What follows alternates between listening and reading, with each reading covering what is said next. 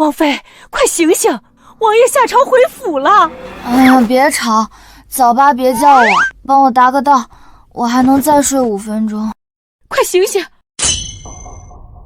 这哪儿？我拼好饭中毒，直接拼到横店剧组了。王妃，您可算醒了，这是摄政王府，您的家呀。桑露，摄政王，这不是我昨晚看的那本《雅王的心间宠》里的泡妃女配吗？我穿书了。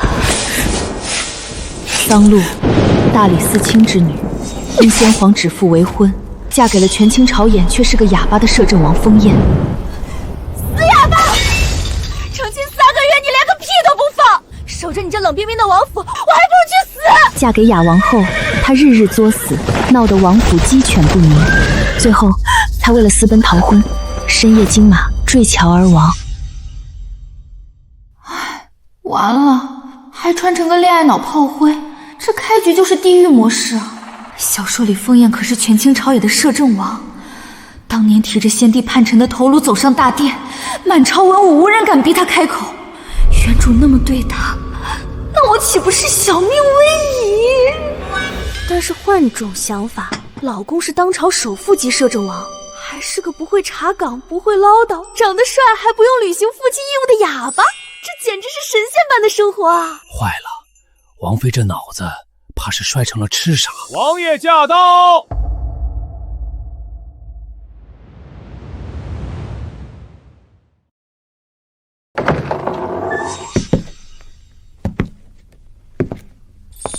我操，这颜值，这大长腿，这禁欲系的气场，这是我不花钱就能水到的合法老公，赚翻了！王妃，这是您坠桥前写下的和离书。王爷说了，既然您心不在王府，他成全您，只要您签字，黄金10000两，良田1000亩，即刻送您出府。什么？和离？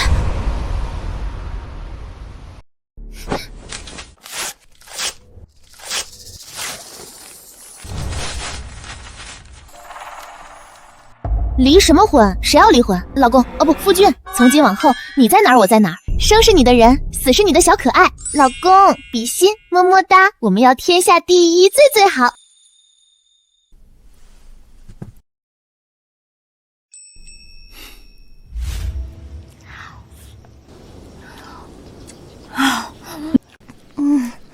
我这辈子最喜欢小动物了，尤其是这脆皮乳猪、八宝烤鸭，还有这麻辣兔头。王妃以前为了保持身材，连口饴汤都不喝，今天这是饿死鬼投胎。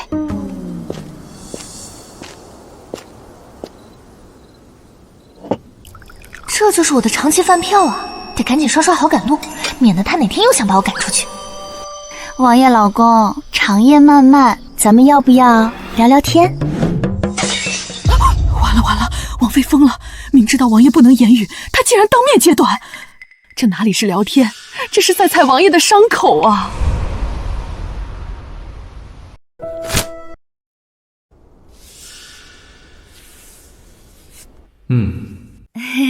下次这种简单的沟通，你点个头就行，省点墨水。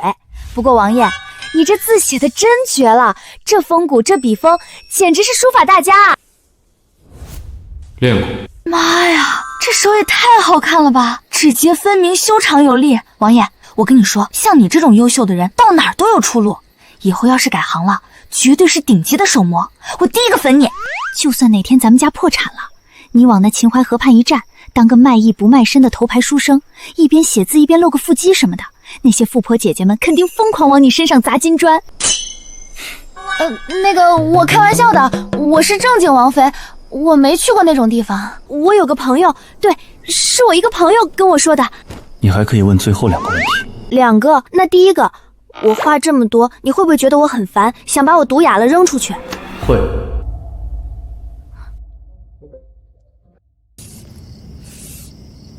不会。我就知道王爷老公最疼我了。那最后一个问题，这杯茶能给我喝吗？刚才那兔头有点咸，我嗓子快冒烟了。天哪，王爷竟然把自己的杯子给王妃用了，这还是那个冷血杀神吗？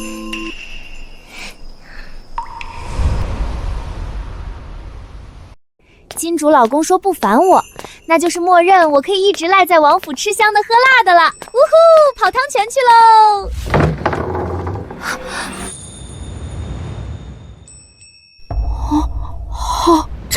这是我不花钱就能看的吗？这王妃当的值了！这线条，这张力，不比我在某宝上刷的那些修图男模强。这要是到了榻上，他一言不发，只有沉重的呼吸和结实的肌肉。桑露，你在想什么？人家是伤残人士，你是禽兽吗？对不起，我刚才是在研究王爷的体格是否适合练武。可惜这么顶级的极品，只能看不能吃，暴殄天物啊！王爷，这是楚河汉界，我桑露虽然好色，但也是有底线的，只要你不越界，我绝对不动手动脚。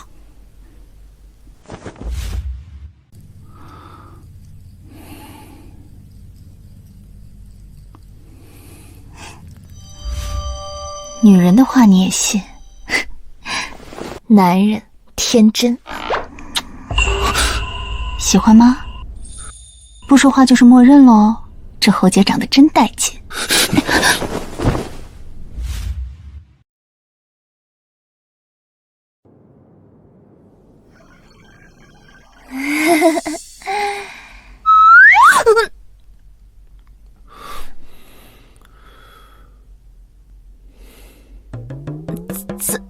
早安，王爷。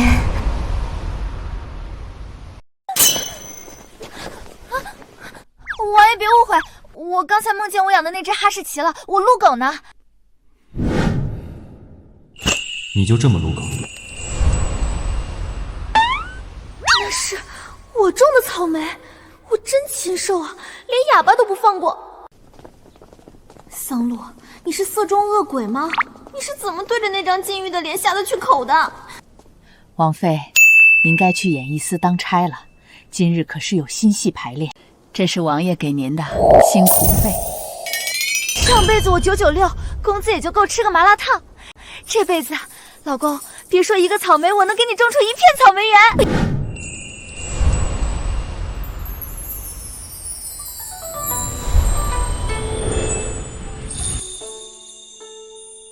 天哪，我居然是大齐演艺司的总策划，这简直是编导的天堂。这什么烂俗剧情？谁写的？三姑娘，许久不见，你不来，可累得我帮你做了好些个本子。哦，原来是你写的，辛苦啊！我是太傅之女，从小饱读诗书，自是比你容易些。露露，瞧你穿的这般素净，摄政王虽然权势滔天，可终究是个哑巴。你嫁给他，夜里一定寂寞委屈坏了吧？风艳的死青梅，天天盼着继位，又来故意挑衅套话。姐，我简直太开心了！哑巴好啊，哑巴妙，嫁给哑巴没架吵。我每天在500平的红木大床上醒来，几十个丫鬟伺候穿衣喂饭。王爷有钱有颜还不爱唠叨，这种神仙日子，我上辈子得救过全人类才能换来。露露，你别逞强了，其实你心跟我玩这套，你是卖套圈的吗？这么爱圈套，给老子爬！摄政王驾到，恭迎王妃回府。燕哥哥，你可算来了！臣女今日前来，实在是不忍见你被蒙蔽。露露她自从嫁入王府，日日在背后抱怨，说嫁给你这样一个不能言语的哑巴王爷，是她这辈子最大的屈辱，夜夜以泪洗面，活得生不如死。关世情，你胡说八道，血口喷人！我什么时候说过这种话？你分明是看见王爷来了，故意颠倒黑白污蔑我。臣女好心劝他珍惜福分，他反倒恶语相向。臣女实在担心王爷的名声，才斗胆直言，望王爷明察。好你个死白脸，真够歹毒阴险。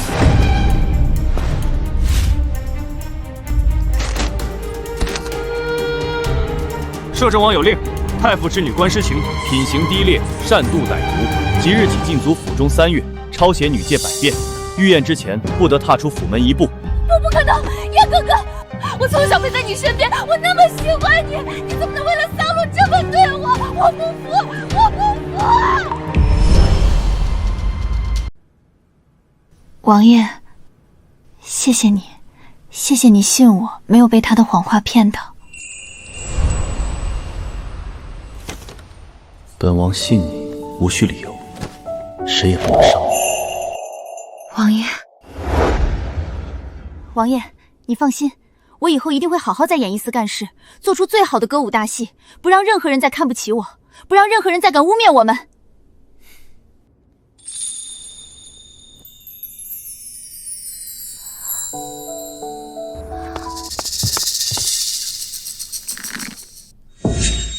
王爷，是不是出什么大事了？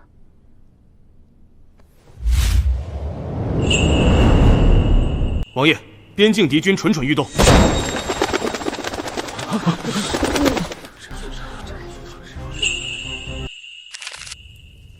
王爷老公哈喽呀，东街马场西域宝马打8折，要不要一起去逛逛？收到请回信，在线等，挺急的。我是不是太烦人了？冷包可怕，我这热包好像更过分。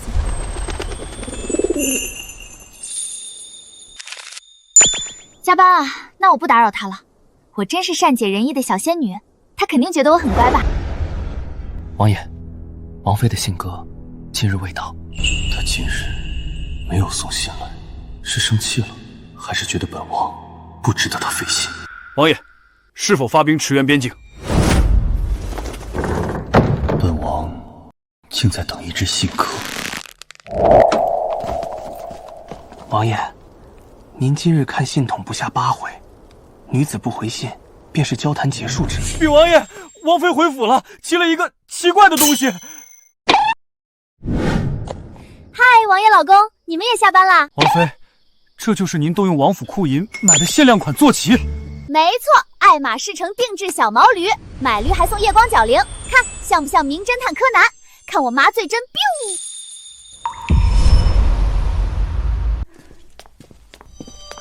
张嬷嬷，手下留鱼。好香的陈年咸鱼干，加猪鱼粉一炒，我能干掉3大碗米饭。王妃，这是您老家寄来的。您从前说乡下东西上不得台面，命老奴丢掉。原主有家有亲人，竟不知珍惜，以后都不许扔。今晚就吃这个。是姑娘。王爷，我明天回娘家吃饭，不用等我。本王陪你。不用，我自己回就好。这鱼干超香，你尝尝。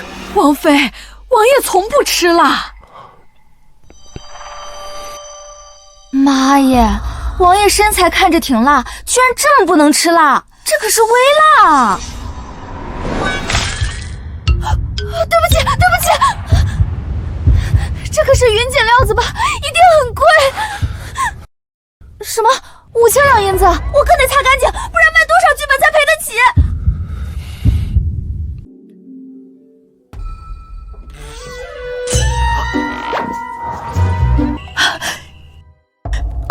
快去禀告太后，王爷王妃恩爱，小世子指日可待。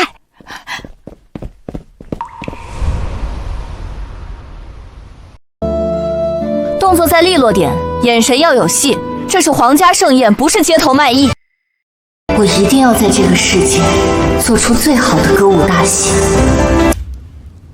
王爷，关太傅虽暂时收敛，却暗中联络旧部，搜集桑大人当年旧账，意图在3日后大朝会以通敌谋逆之罪弹劾桑强。证据何在？当年桑大人缴获的敌军密信，被官家劫走，如今成了他们构陷的利器，护住桑府，不准任何人靠近王妃。王妃，明日回门，车马与礼物都已备好，王爷特意吩咐用最高标准仪仗。他总是这样，什么都替我安排好，可我总觉得不安，好像有大事要发生。王爷，府内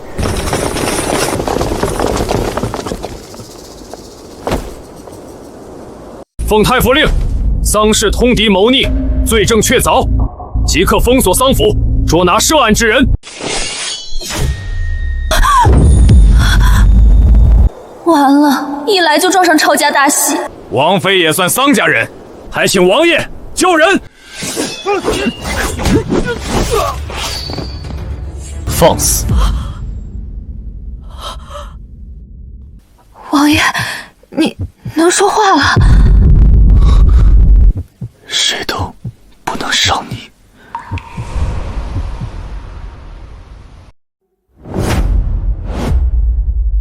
饶命！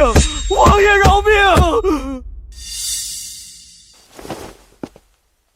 尔等奉谁之命围堵丧府？幕后主使何人？从实招来。是太傅大人暗中下令，让我等以丧事通敌为由拿下丧家，逼迫王爷让步。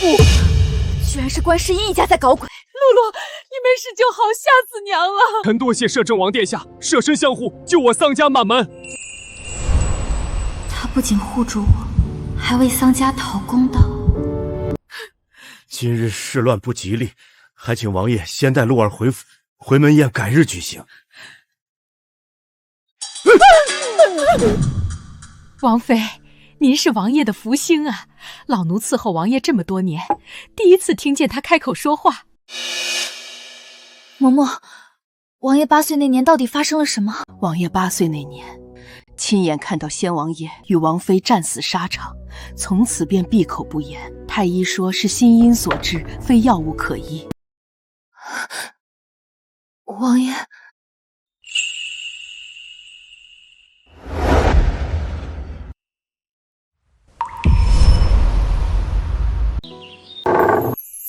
娘，我回来啦！哎呦，我的乖女儿，你可算回来了！陆儿，真的是陆儿回来了。还是家里的枣糕最香。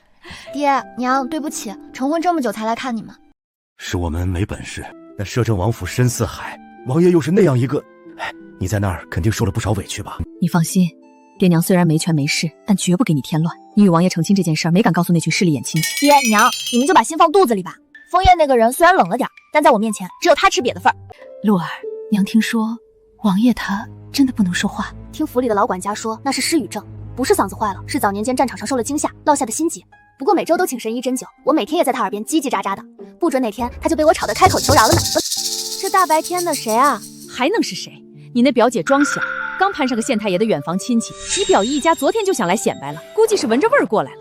哎呀，这不是桑露妹妹吗？桑露啊，你这都5个月没回娘家了吧？这都入夏了，你才想起来看爹娘，这女儿当的可真够孝顺的呀。我们露儿是有苦衷的。表姐，几月不见，你这功夫见长啊？你说什么功夫？我说你这肢体控制能力呀，站这儿才一盏茶的功夫，你就做了800个假动作，一会儿撩头发亮戒指，一会儿扇风亮镯子。表姐，你这手不累，我眼睛都看累了。你这丫头胡说什么呢？我这戒指可是我那未婚夫。打住！谁问你呢？在场的人0个人问你那未婚夫。表姐，你要是手酸，我这儿有刚宰好的菜，要不你帮我娘掐掐菜头，顺便也让这大戒指沾点地气。你个没教养的，活该你只嫁了个京城马夫。京城马夫？小儿，你怎么说话呢？我露儿品行端正，轮不到你这么数落。哎呀，好了，都消消气，一家人不要伤了和气。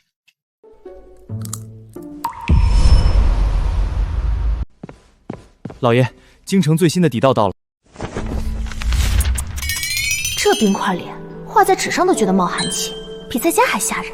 瞧瞧这摄政王，权倾朝野，容貌绝世。若是咱们家小儿能有这份福气嫁过去，那可是一步登天，做天底下最尊贵的王妃呀！不错，咱们小儿才貌双全，也不算高攀，不像有些眼高手低，白白耽误了大好年华。摄政王乃是皇族至亲，岂可随意拿来闲谈婚配？小儿怎敢肖想摄政王？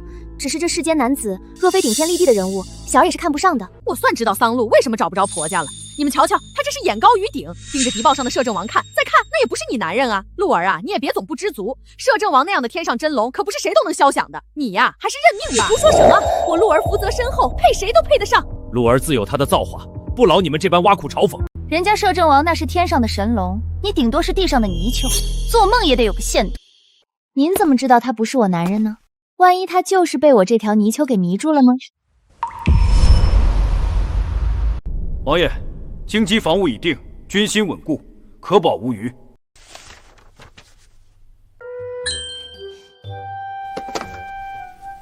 抱歉占用王爷大人的公文包，正式介绍一下，这位帅得掉渣的冰块脸，其实是我夫君。这般直白放肆，从未有人敢对本王如此。画的倒是有几分像。王爷恕罪，末将这就去宠你方案。最崇拜的偶像，江湖第一美男白衣剑神，么么哒。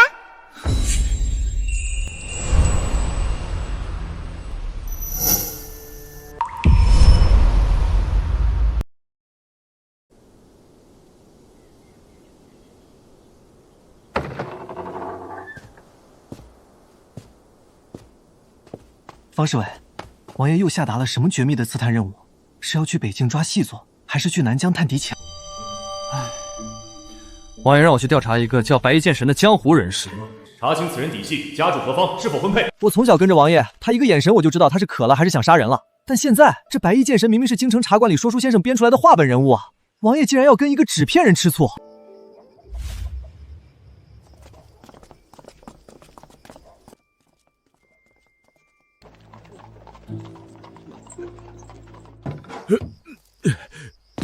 朱朗，你可算来接人家了。鹿儿啊，瞧见没？这就是你表姐夫，这可是他刚花重金打的红木马车，京城里流行的款式。上来吧，也让你体验体验坐这种贵重马车是什么滋味。毕竟凭你那点私房钱，这辈子怕是连个马蹄山都买不起。多谢表爷好意，不过不必了。走什么呀？去找你那辆破驴车，还是想走着回京城？夫家连个像样的代步工具都没有。知道的晓得你在京城过活，不知道的还以为你是哪家酒楼送外卖饭的跑腿丫头呢。我确实不如表姐，这大热天的，表姐胃口真好，竟然吃得下这么大一块红烧猪头肉。桑露，你敢骂我猪郎是猪头？表姐，我可什么都没说，是你自己心虚，非要往朱公子头上扣。小儿，他说我是猪。朱郎别气，他就是嫉妒我有你这么好的夫婿，还开着红木马车来接我，他穷疯了，见不得别人好。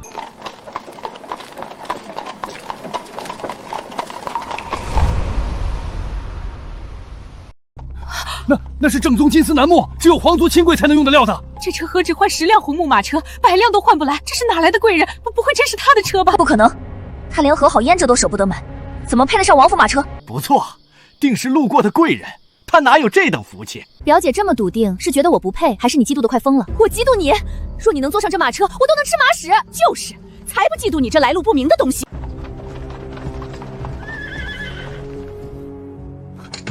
夫人，请上车。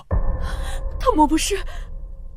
我认识，这是摄政王府的车驾，她是摄政王妃。这怎么可能？表姐，马粪就在那边，趁热吃，别客气。不可能，这肯定是桑露臭面子租的车。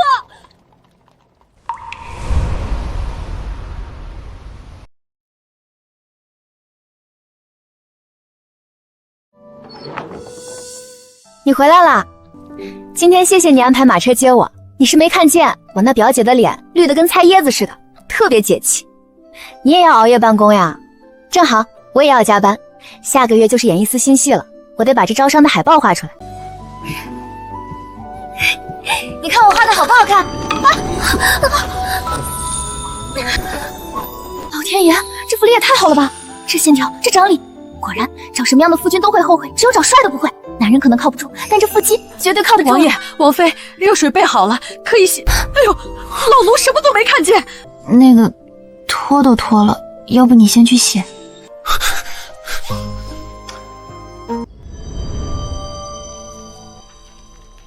白衣剑神，话本《江湖风云录》男主角，年方17，武功盖世，红颜知己为蓝姑娘，绯闻对象为小哀。王爷，属下查遍大江南北，此人并非真实存在，只是京城少女们最爱看的话本人物。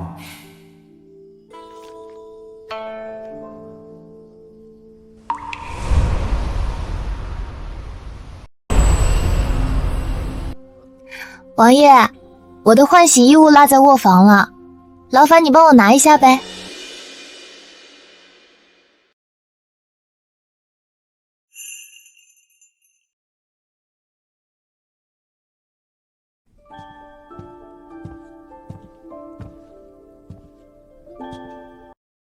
夫君，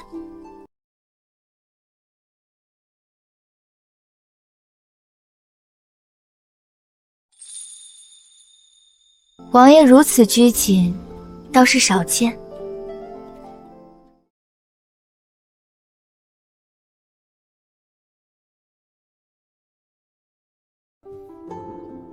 方才多谢王爷出手相助。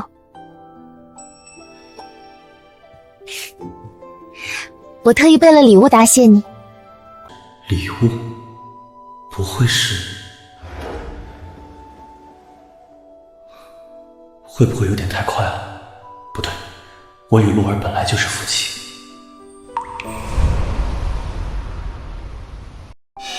当当，看，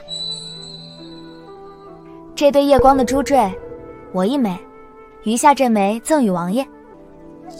往后朝夕相伴，两枚吊坠遥相呼应，也算彼此牵挂的念想。你喜欢吗？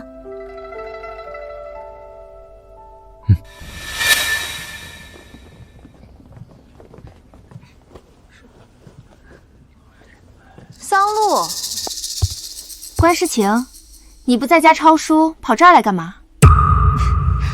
我当然是代表摄政王殿下，提前来熟悉场地流程啊。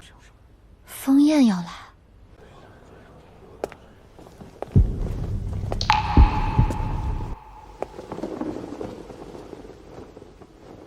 今日这大戏筹备会，竟能请动摄政王殿下。平日只闻王爷杀伐果断，今日一见，竟是这般俊美无侯。若不是我今日前来，你怕是连王爷要来巡视都不知道吧？看来你们夫妻二人的感情也不过如此。是啊，多谢你提醒哦。要不是看见你这张脸，我都忘了把你从我的筹备名单里划掉了。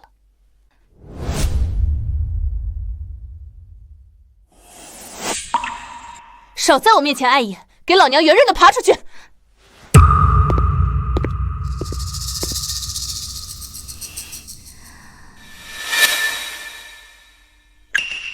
既然你们夫妻貌合神离，那本小姐就还有机会。只要王爷多看我一眼。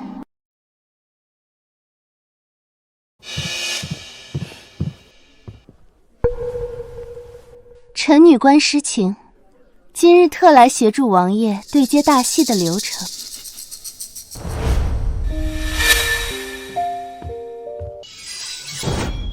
离远点！王爷最厌恶这刺鼻的劣质脂粉味。关姑娘不知道吗？太傅府的规矩就是教你这般在人前卖弄的。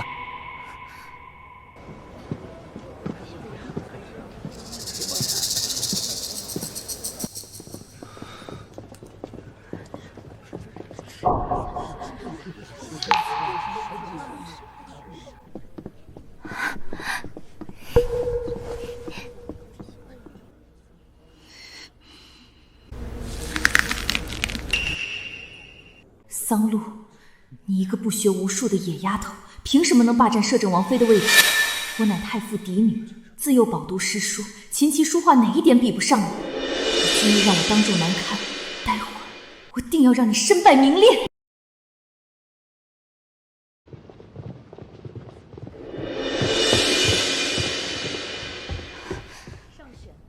桑露，下一局便是我们了。此番九州风物志宣讲至关重要。我将主讲之位托付于你，你务必谨慎稳妥，万万不可出错。姐姐放心，我早已备好万全之策。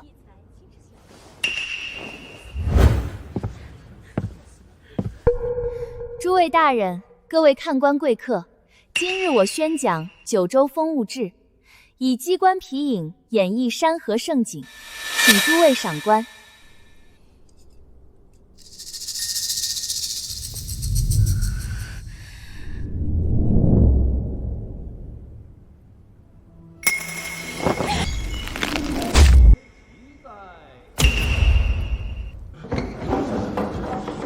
怎么回事？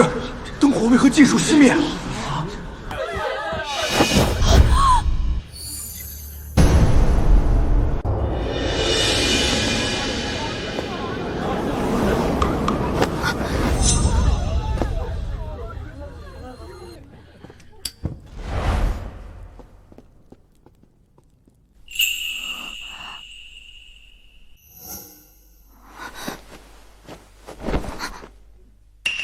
方才四下漆黑一片，王爷怎会精准接住我？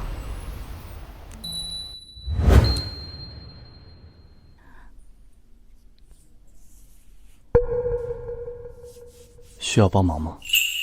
不必，今日是我的赛场，风波起落，我自会一一了结。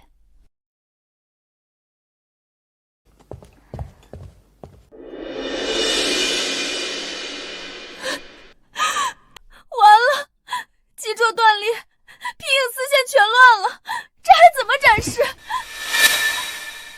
我来试试。你会修机关？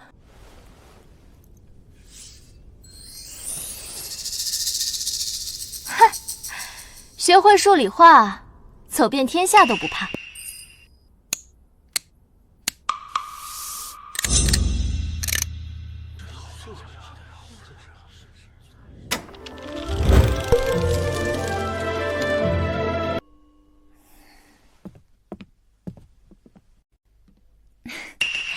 真是好事多磨，想必诸位现在都对我们的戏留下深刻印象了吧？他站在那里，仿佛在发光。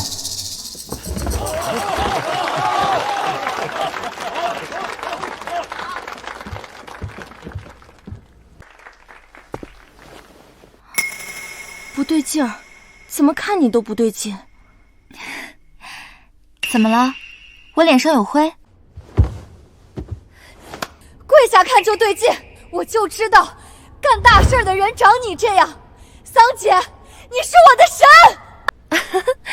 你可认识一位海氏女子？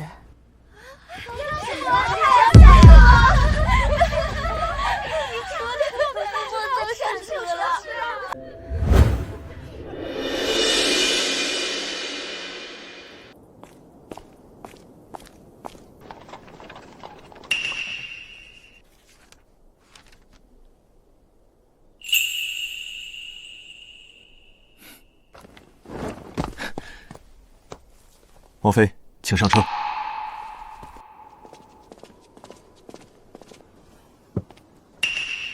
咱们大选前请那些商贾喝了多少顿大酒，结果倒让桑露这死丫头抢了风头。凯哥，你看，那马车少说也值1000两黄金，8成是哪位权贵大人的车驾。我呸！平时在司里装出一副清高圣洁的模样，想不到背地里直接爬男人的马车。王爷夫君，你是不是特意等我一起下旨的呀？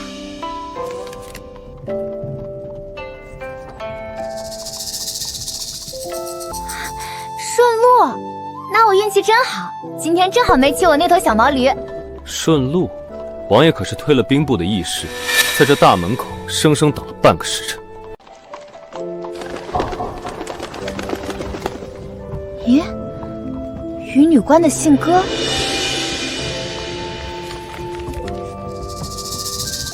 假的，有个金主大老爷看中了我们的戏，独家赞助了10万两黄金，司场直接发话，把咱们的戏定为皇家首推。这金主大老爷是谁啊？我立马冲到他面前，给他来个360度托马斯全旋大磕头。赞助商号：摄政王府。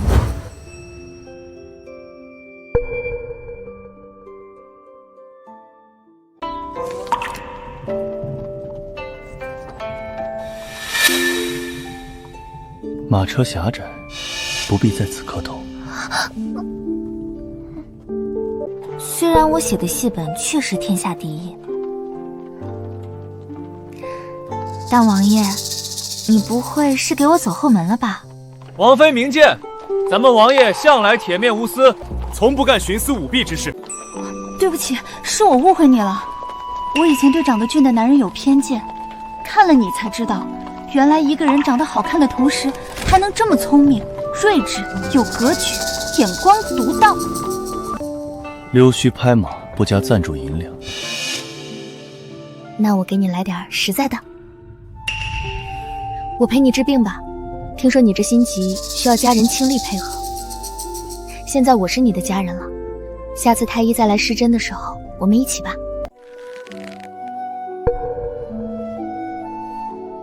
你不信我，我最擅长化疗了，不扎针不吃药，坐这就是跟你唠。王妃，咱们王爷接受太医诊治时，从不许任何旁人在场。好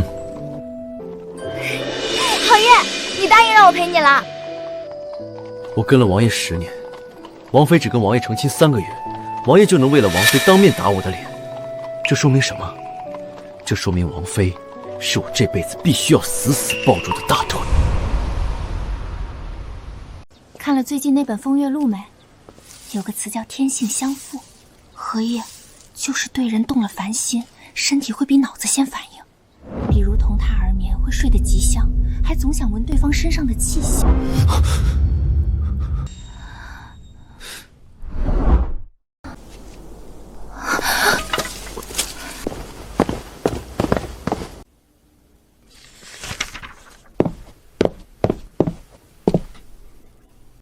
天性相吸，王爷怎么查起这个了？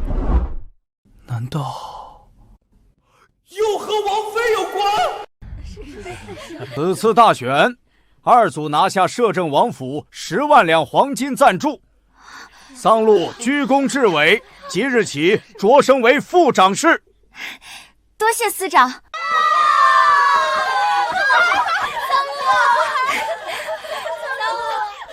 人家就拿了10万两，直接升副长事，这背后下了什么闯大功夫？不用我多说了吧？不是说她早嫁人了吗？嫁了人才更大胆。你要是有那等豪华马车，她分分钟也能爬你的床。哟，几位大清早喝的公桶水啊，张嘴就喷粪，还造你姑奶奶的黄谣。我看是你自己想爬权贵的床爬不上吧？怎么，最近生意不好，看谁都像抢你饭碗的同行？你敢骂我？不是骂你，是安慰你，别因为没攀上贵妇就气急败坏。男人的门路广着呢，实在不行去南风关。你这长相前后都能皆可，别小瞧自己哦。你他娘的！憋半天就憋出这句，你的脑子跟空棺材一样荡而无存，把脑浆咬匀了再给我说话。你再说一句试试。我想说什么就说什么，你买我嘴的气输了？自己是只蛆，就觉得全天下都是粪坑，要不要我给你表演个笑里藏屎啊？你说我是屎？姑奶奶还有事儿，不打扰你们这群蛆虫聚会了。这小嘴跟吹了鹤顶红似的，骂得我心里暖洋洋的。走，为了庆祝咱们拿下10万两赞助，咱们撸铁去。撸铁？就是去东街吃铁圈子炙烤羊肉串，我请客。我到家了，二组的姐妹们，咱们一起努力排大戏。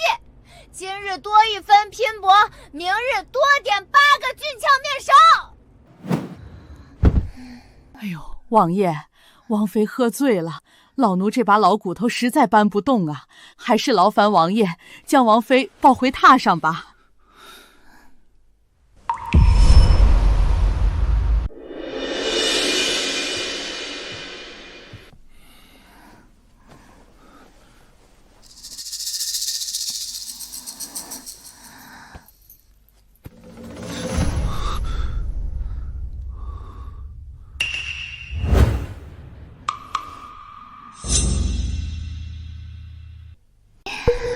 我又做梦了，反正是在梦里，亲一亲这绝色美男，也没人怪罪我吧。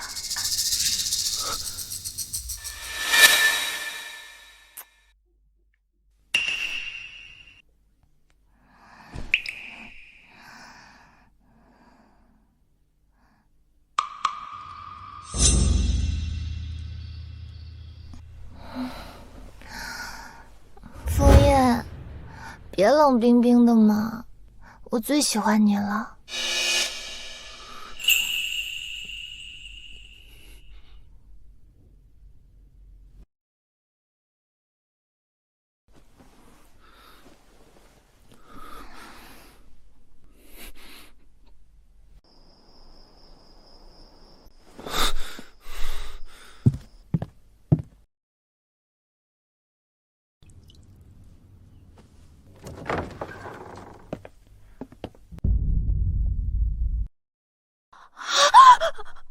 我不知道你在里面，你继续洗漱就好，我稍后再来。你身上怎么凉嗖嗖的？大清早的你洗冷水了？牛，王爷，你这身子骨真抗造。画，一天到晚就知道涂脂抹粉，人家桑禄都升了演艺司副长事了。娘，谁知道他那副长事儿是怎么升上去的？我可打听过了，上次他坐的是摄政王府的马车，这次他的戏本也是王府商号赞助的。你是说桑露这死丫头是勾搭上了王府里的人，才换来的这些好处？娘，您放心，这件事我一定会去演艺司打听个水落石出，撕下他那张虚伪的脸皮。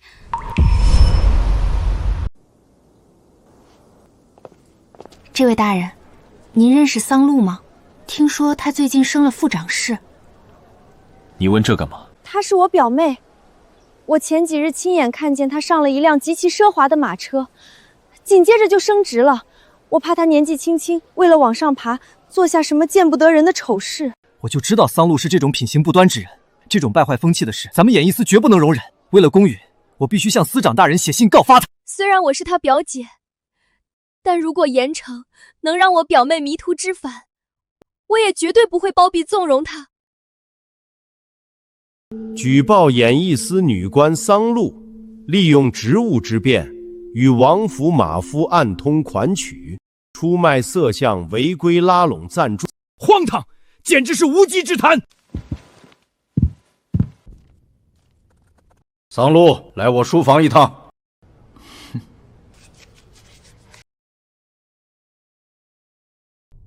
王爷，属下刚才去演艺司确认10万两黄金的赞助契书，听到司里传出一些关于王妃的不堪谣言，说王妃是靠着出卖色相。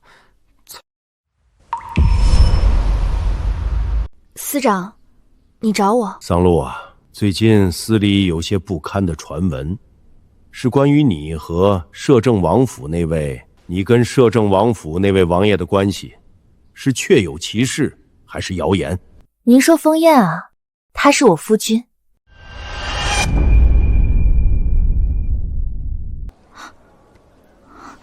太好了，告密信起作用了，桑露已经被司长叫去问话了，估计马上就要被扒了官府赶出来。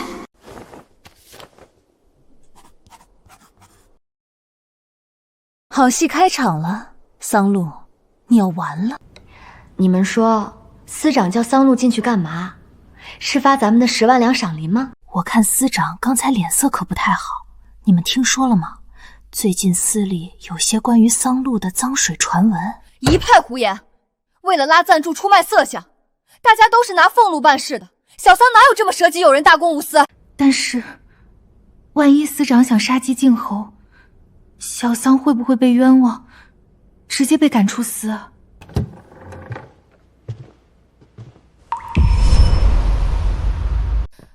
露露，收到坏消息了。咋回事儿啊？你以前天天写烂戏本的时候不赶你走，现在你立了大功，他反而要赶你走。司城到底怎么说的？司长安排我离京公干，要整整去江南5天。啊！离京公干？你说的坏消息就是这个？对啊，这还不算坏消息吗？司长说咱们好不容易请到了京城第1名伶谢思南来唱大戏，要我下周陪着他去江南采风写戏本，那不就是伺候大明星吗？伺候人多累啊！哼，那这个大箱子是？哦，我桌上的竹简堆得太高了，找司场要了个箱子装一下。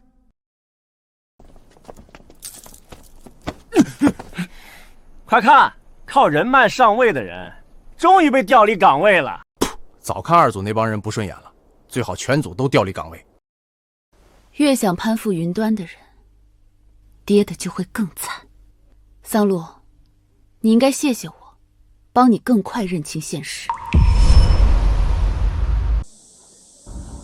哎呦，桑露他娘，你怎么还有心情在这儿摇蒲扇啊？你还不知道吧？桑露被演艺司除名赶出来了。你从哪儿听来的疯话？我们露露为什么会被除名？你倒是详细说说。你们家桑露啊，为了贪图富贵，勾搭人家权贵老爷，败坏了演艺司的门风，被司长发现，直接扫地出门了。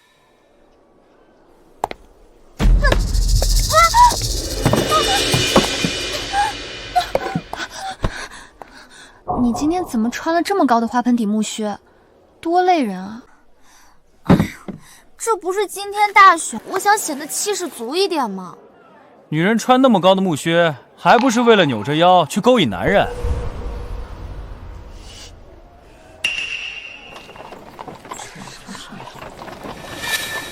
我的个乖乖，这谁的车架？这木料，这气派，少说也值1万两黄金。这不是我夫君的马车吗？凯哥，桑露说那辆车是他男人的，切，姘头还敢出来？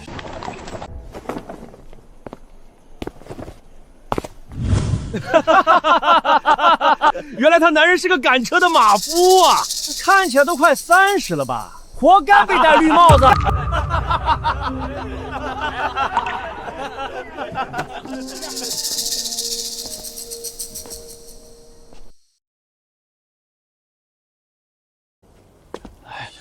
这不是摄政王殿下吗？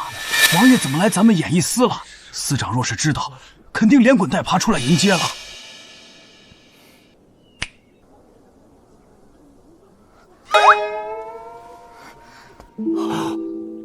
怎么回事？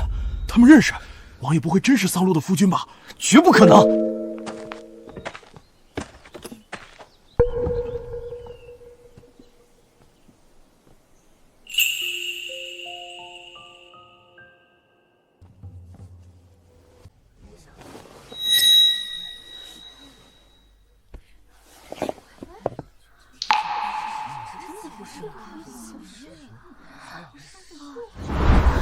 天哪！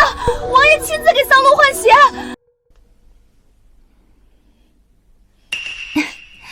给大家正式介绍一下，这位是我夫君风燕。参见王妃。哎呦喂，咱们桑露有这般俊美又权势滔天的夫君，怎么可能去勾搭别人啊？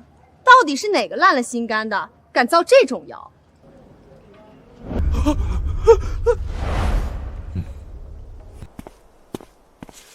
罗凯，你现在可以张大眼睛看看你们王司场的手谕了。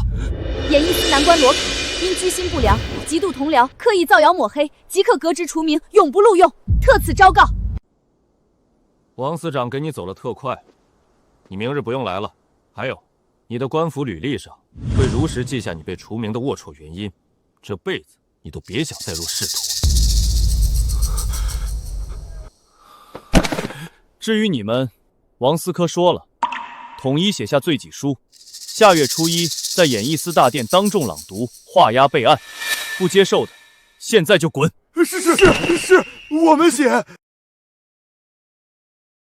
桑露这狐妹子当个外室也太嚣张了，被赶出来了还有权贵来接，我倒要看看这老头子长什么丑性。摄政王，桑露怎么可能跟王爷在一起？王爷明明已经娶了正妃了。好你个桑露，竟敢背着正室给王爷当见不得光的小妾，我一定要去王府揭发他。桑露他娘，看你把女儿教成什么样了！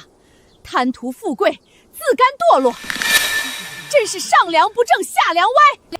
老桑家女儿平时挺乖的，不能犯这糊涂事儿吧？怎么不能？我亲眼所见，上次她上了一辆金丝楠木的豪华马车，肯定是给哪个权贵当了外室。都这时候了，你还笑得出来？你弄错了，那马车的主人正是我们家女婿风燕。胡说八道！人家可是权倾朝野的摄政王，跟你女儿成亲，你女儿配吗？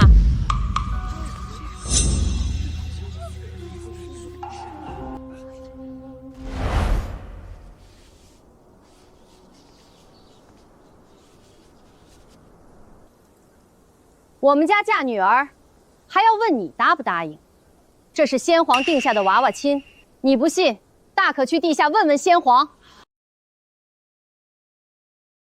老桑头在世时确实提过，给孙女定了门极显贵的娃娃亲，原来竟是摄政王。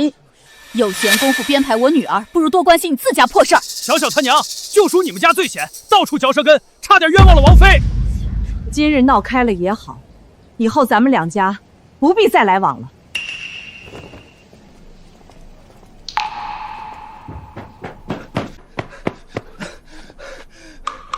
夫人，小姐传话说发现桑露给王爷当了小妾，这次死定了。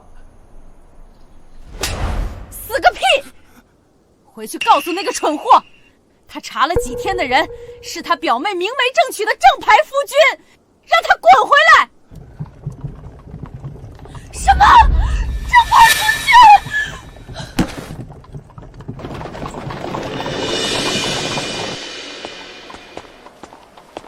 王爷，你怎么会突然来演艺司？也不提前信哥传个信。你还别说，你刚才从马车上下来的那一刻，简直帅得惊天地泣鬼神。不过你怎么知道我今天穿的是磨脚的花盆底木靴啊？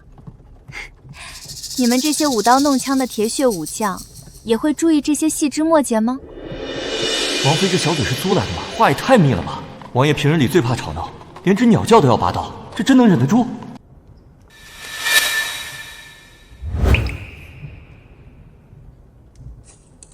好，下次提前传信。今早你换鞋时本王看到了，本神欣喜。他虽然是个冰块哑巴，但居然句句都有回应哎，情绪价值简直拉满了。那我们现在是回王府吗？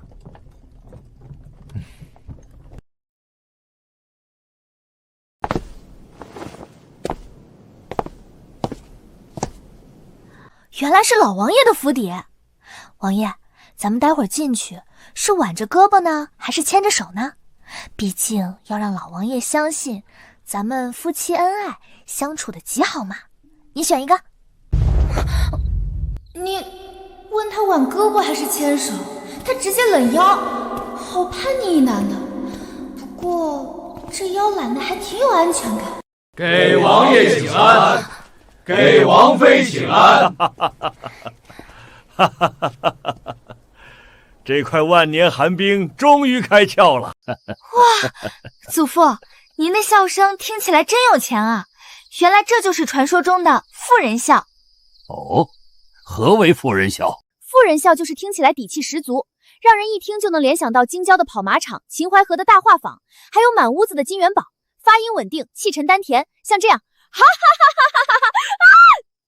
哎呀，不行，我不会妇人笑，我只会穷人笑。那穷人笑又是何种模样？穷人笑那可就多了，比如鸭子叫，感觉下一秒就要下蛋了，嘎嘎嘎嘎嘎。这样吗？嘎嘎嘎嘎。或者大鹅叫，鹅鹅鹅鹅。鹅鹅鹅鹅鹅。小野猪叫，哼哧哧，哼哧哼哧，呜。哈哈哈哈哈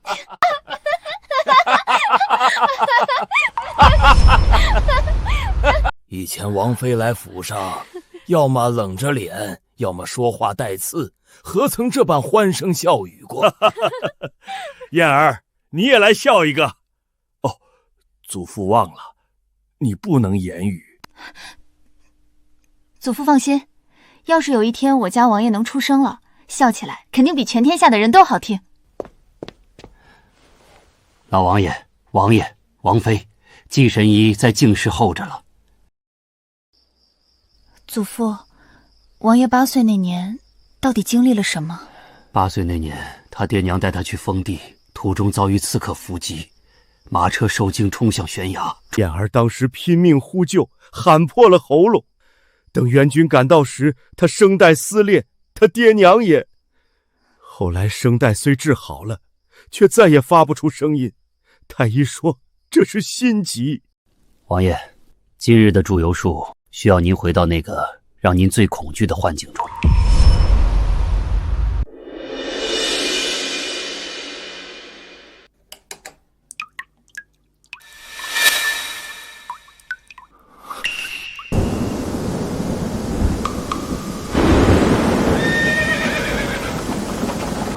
别怕，有父王在。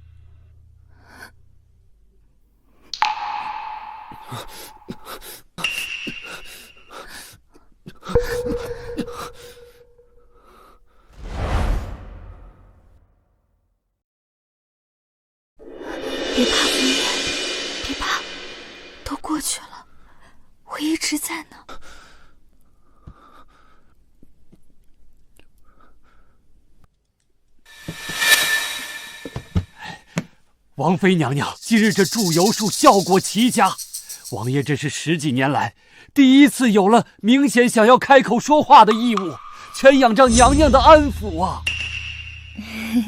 神医过誉了，我就是看不得他难受。老伙计，你看他们这感情进展，你说我曾孙取个什么名字好？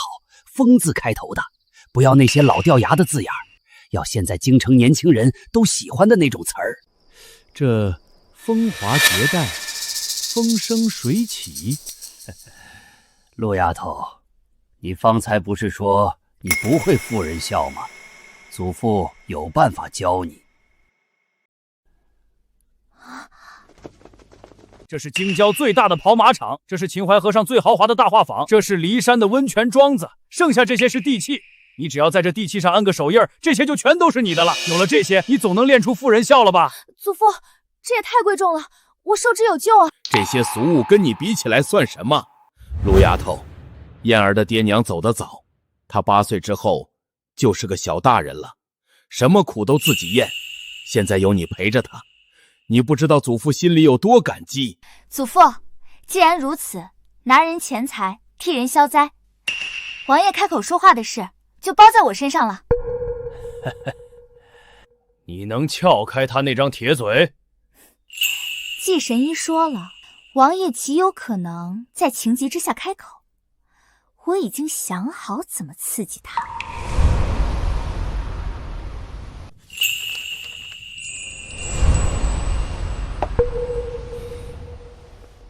风燕手握重权，又掌管9州第1商后，世人皆爱钱财，他心里最在意的定然是银两与名下产业。我就用这件事逼他开口说话。不好了，王爷，大事不好！咱们王府名下所有商号，今日1日亏损过半，大把银子全都打水漂了。您快开口说句话，想想补救的办法呀！亏了一半，本王依然是负。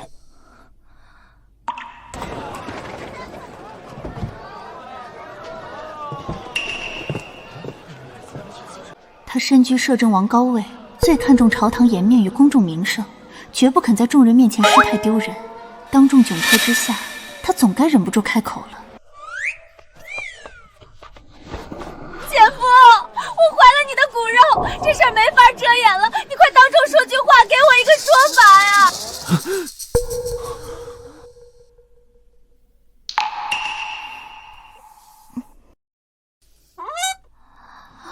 那就生下来，本王养。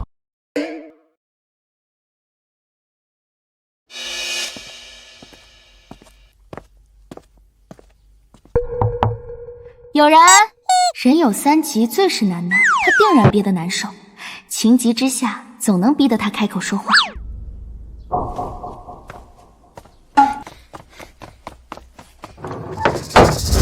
你想进这间净房，对不对？有本事你说一句话，只要你开口，我立马就让你进去。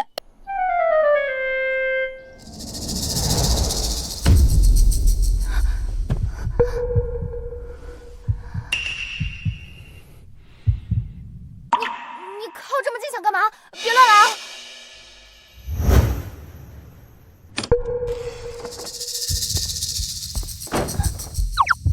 居然用美男计套路我，也太可耻了！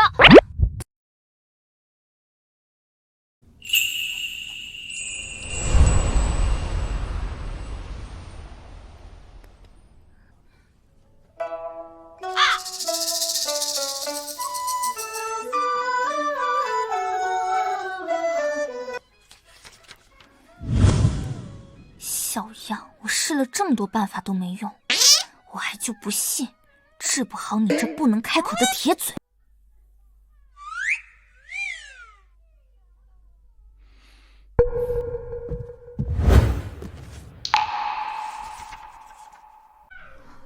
为何有人明明不喜乐闹戏曲，却执意让人在身侧奏响乐声？其人自幼孤寒，长夜无伴，惧怕无边冷清，刻意追寻周遭热闹，不过是贪恋人间烟火暖意，驱散心底孤寂。他明知吵闹无功，依旧故意弄出声响，不过是怕他独自待在安静书房，被过往噩梦与孤独裹挟。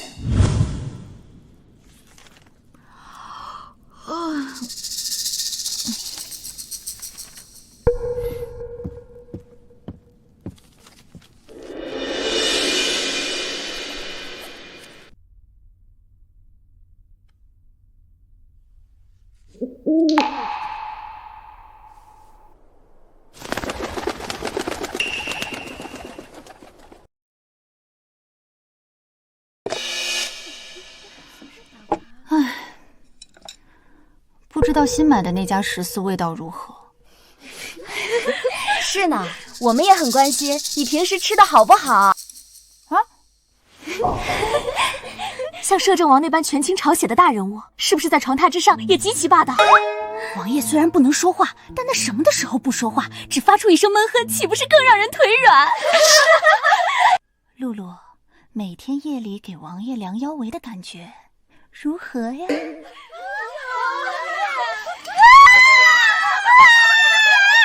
这群女流氓，大家对我夫君的身份低调一点好不好？吃饭吃饭。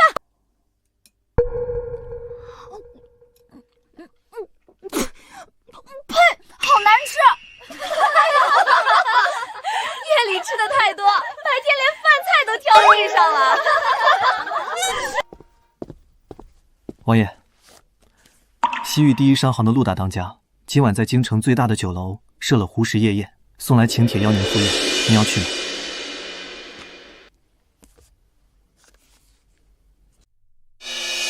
属下明白了，这就去帮您推了。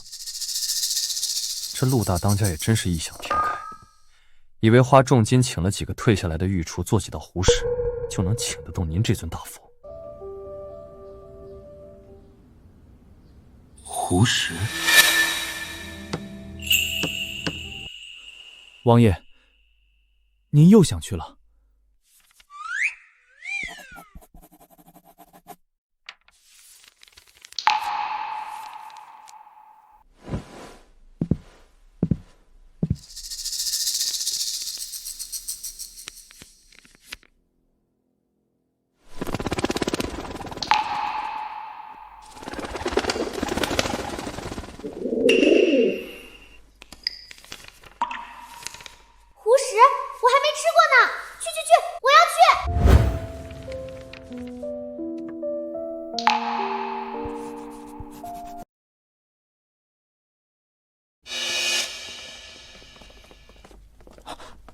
方统领，方才属下看得清清楚楚，王爷刚才是对着信纸笑了一下，对不对？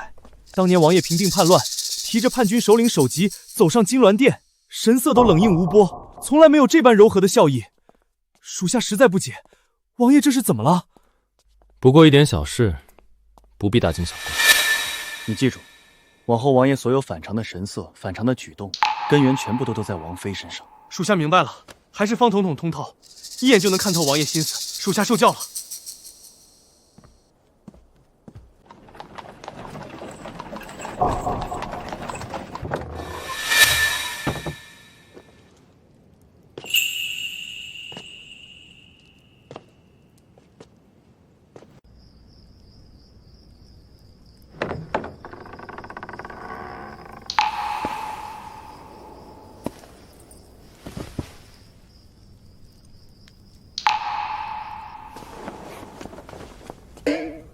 我才不信你说的只是寻常便饭，特意挑了这身衣裙。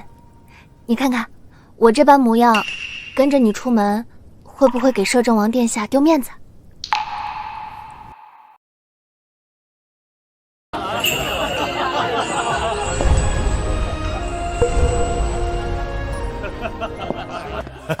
王爷，您今日终于肯赏光了，这位便是王妃娘娘吧？王爷向来不近女色，居然当众揽着女子的腰。王爷可是商脉巨头，怎会出席这等夜宴？他们说你是商脉巨头，而我现在是肚子巨鳄，咱们夫妻俩绝配。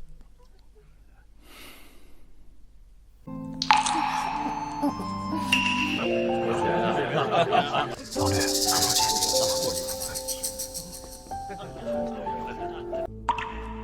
真不知道你是个什么嫡简出身，怎么配得上王爷？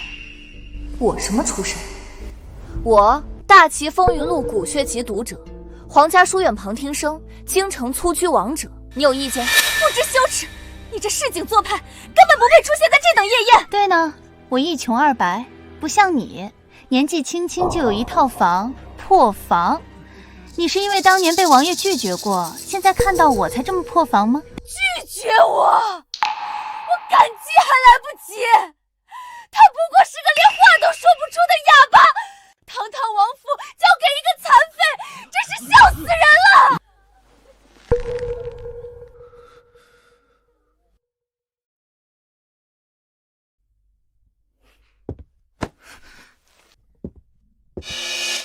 你张嘴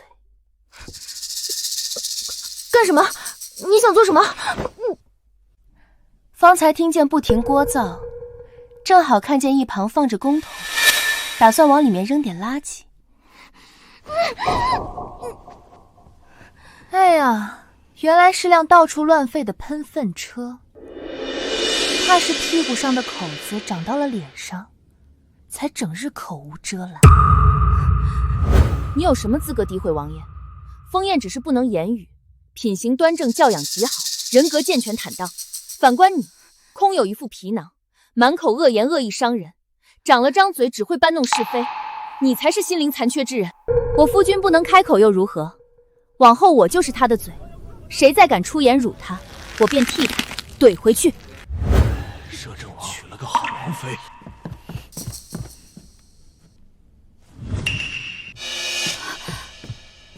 你全都听到了。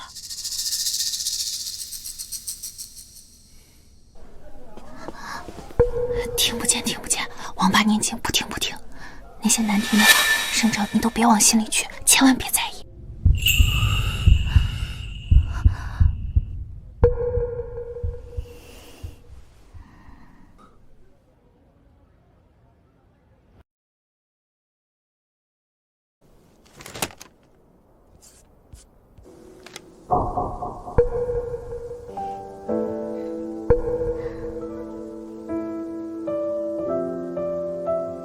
可是你总觉得自己很多时候无能为力，但其实你已经拼尽全部力气了。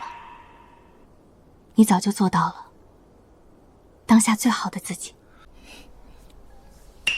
我不是逼你开口说话的意思，若是说话会勾起你的噩梦与痛苦过往，你一辈子不说也没关系。你本来就足够耀眼，你是权倾朝野、护国安邦的摄政王，也是大齐无人能及的绝世美男。僧路，小心！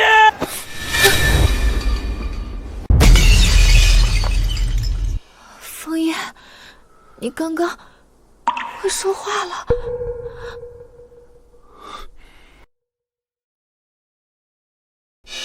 老天爷，他被困20年无法发声，时隔这么久说出的第一句话，喊的居然是我的名字。怎么回事？王爷王妃，你们没受伤吧？方略，刚才王爷说话了，他喊了我的名字，赶紧去请季神医。什么？王爷开口说话了？去查。属下遵命，这就去抓人。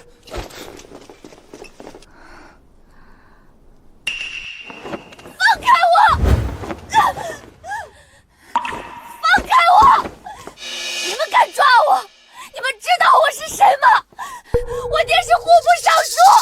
既然白小姐喜欢高空坠物，来人，拿绳子，把白小姐吊到望月楼的屋檐上，挂3天3夜。你敢！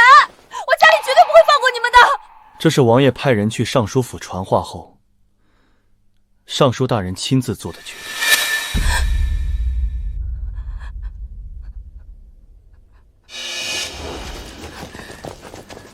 凭什么是你这种人嫁给王爷？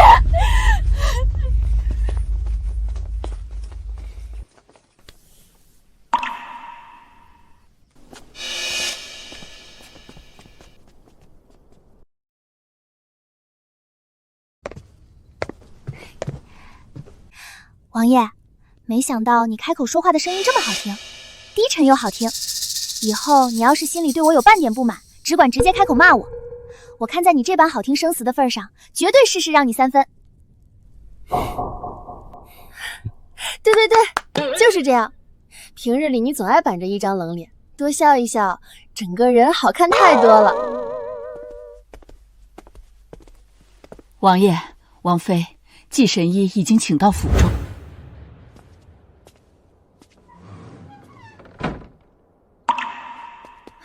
季神医，王爷现在身体状况如何？那日他情急之下明明开口救下我，可之后又始终不肯多言语，我心里一直很担心。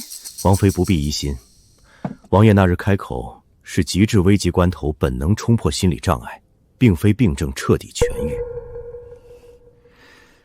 但王爷内心想要开口说话的意愿十分强烈。早在数日前，王爷便主动传信，催促老朽提前加强施针疗程，照此恢复速度，用不了多久便能彻底痊愈。原来他一直都在努力，自己也迫切想要治好失语症。没关系，一点都不急，我们慢慢来。往后我日日陪着他，一直等到他愿意自如说话的那天就好。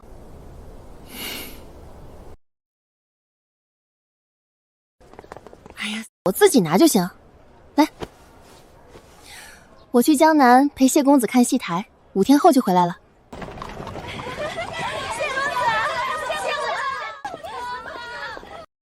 你好，我叫谢思南。我是桑露。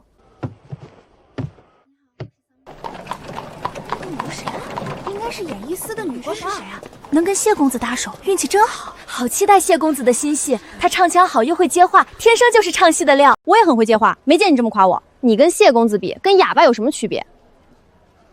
你看到刚才站在台阶上那个男人了吗？他好像比谢公子还要俊哎。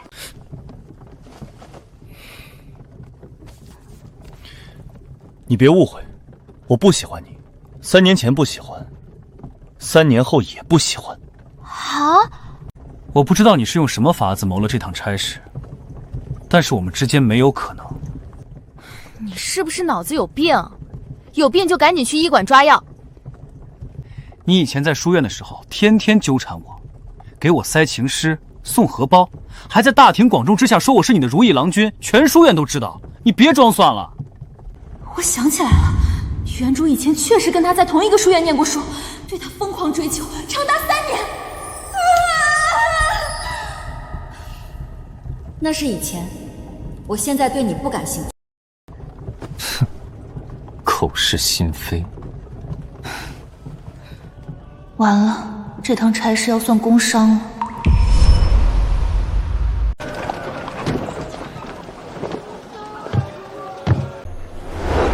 谢思南，你枉负人心，欺瞒世人，你该以死谢罪！小心！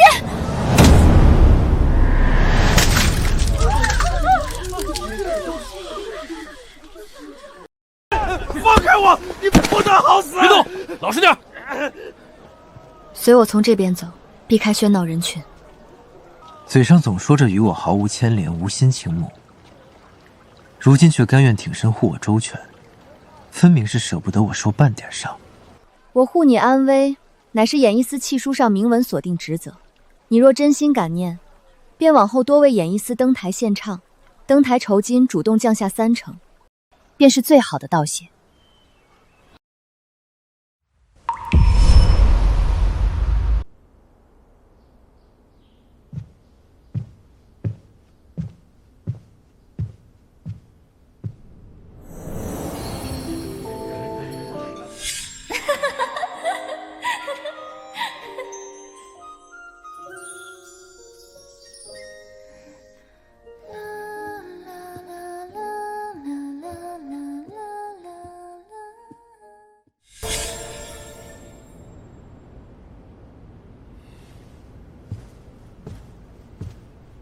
乔王爷近日神色沉郁，终日寡言少语，想来心境定是不佳，满心郁结难舒。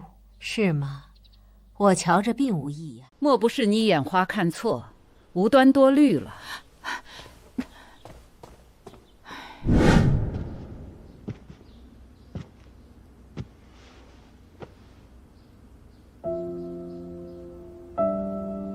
你快看，这是夜光珠串，莹润生光，夜里甚是好看。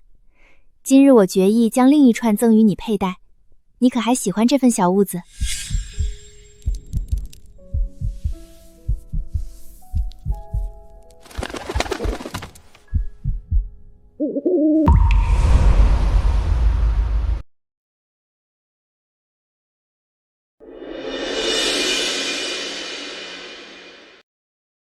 往日王爷素来面色冷峻，极少展露笑意，今日竟看着纸条暗自含笑，难不成当真我先前看花了眼，王爷心境已然好转？我今日总算得闲出城逛街游赏，特意给你备了乡土吃食做伴手礼。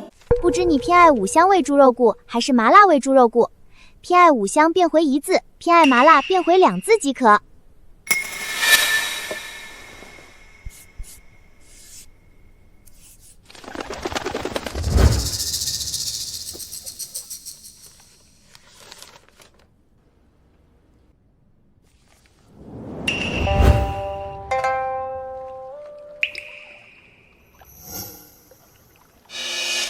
我新谱的这首曲子已然弹奏完毕，你且说说，听着觉得如何？委实难听至极。什么？你竟说我新谱的曲子难听？万万不可直言惹怒他，他乃是演艺司顶梁柱摇钱树，若是惹得他赌气罢了，演艺司损失惨重，我万万不能意气用事。我是说，难得能听到这般曲风别致、意境独特的曲调，别具一格，与众不同。我就知晓你颇有鉴赏眼光，能懂我曲中意语。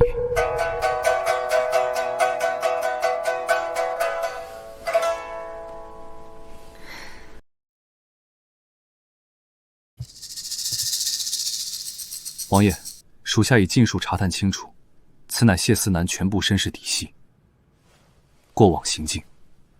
另有一事需禀明：王妃与谢思年年少时曾同入一家书院求学，王妃在书院3年时光里，一直倾心追随，主动爱慕谢思年。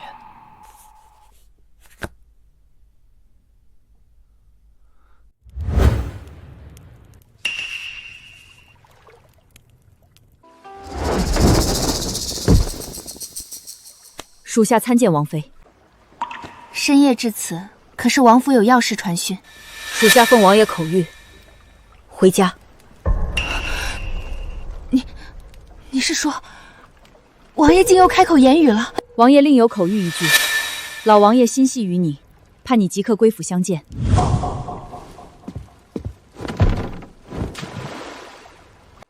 往日王爷唯有情急之时才会勉强开口，如今竟主动传谕，莫非老王爷身子有伤，出了什么变故不成？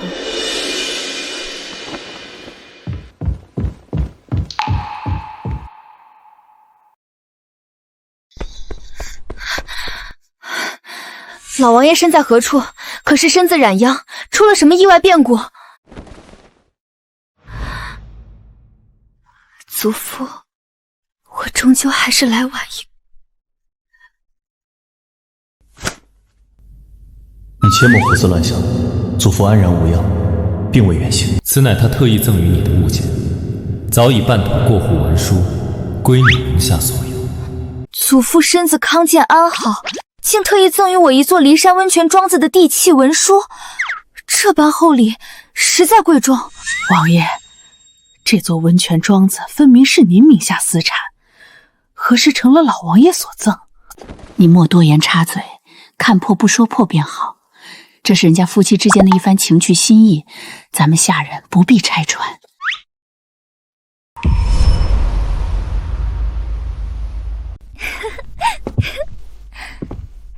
这般贵重好物，我定要妥善收好，归入我的百宝箱中，好好珍藏起来。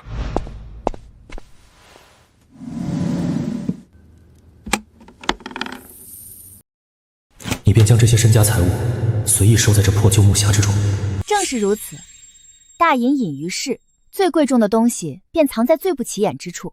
谁能料到我的全部身家都收在这普通旧木匣里？祖父无端赠我厚礼，定然是你在祖父面前时常为我美言，替我周全说辞。说吧，你想要什么赏赐？我也备一份合你心意的礼物送你。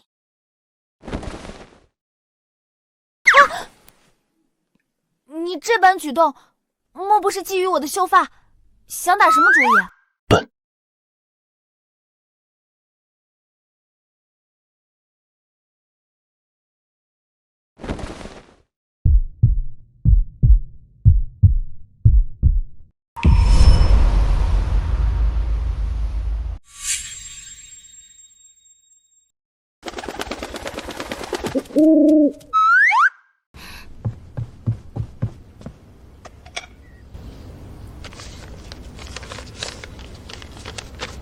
什么？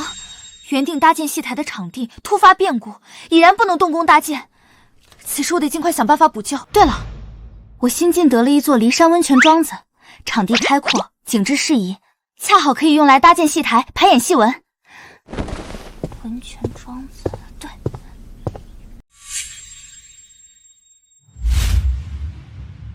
王爷，如今世间女子心性独立，最不喜旁人干涉自身结交友人，处置分内差事。您若是太过在意，事事介怀，反倒显得心胸狭隘，不懂尊重王妃，占有欲过深，故而务必克制心胸，不可肆意表露醋意。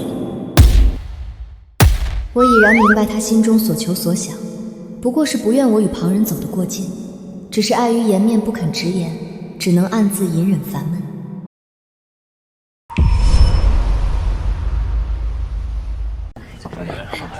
虽说这座庄子已然归我名下，但也不能擅自占用场地搭建喜台，须先询问管事，免得惊扰庄内正常营商待客，坏了生意。三伯母、二舅舅，诸位随我这边走，上房早已备好。哎呦，这骊山汤泉可是京城数一数二的名贵温泉庄子啊！听闻上等客房一房难求，寻常权贵都难以订到，小小竟有这般本事，实在厉害。还是小小乖巧能干，我们做亲戚的也能跟着沾光享福，着实难得。前些时日，众人知晓桑露嫁入摄政王府，一个个都围着桑家攀附亲近，全然不理会我们，还当真以为这些亲戚早已把我们抛诸脑后了。别提了，先前本想借着桑露的情面，为我家幼儿在王府商号谋一份安稳差事，特意登门攀谈，到头来却半点音讯也无。依我看，桑露在王府怕是也不甚得王爷宠爱，并无多少话语权。如今王府权贵之家都是经营世故，女子嫁入王府未必能享尽荣华，多半只是绵延子嗣的工具罢了。何况桑露至今未有身孕，更是无依无靠。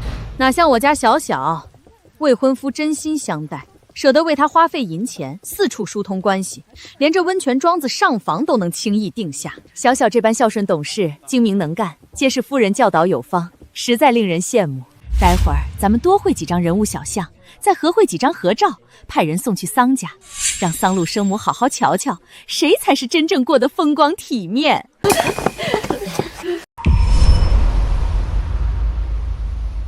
这位夫人，请问提前可有预定客房？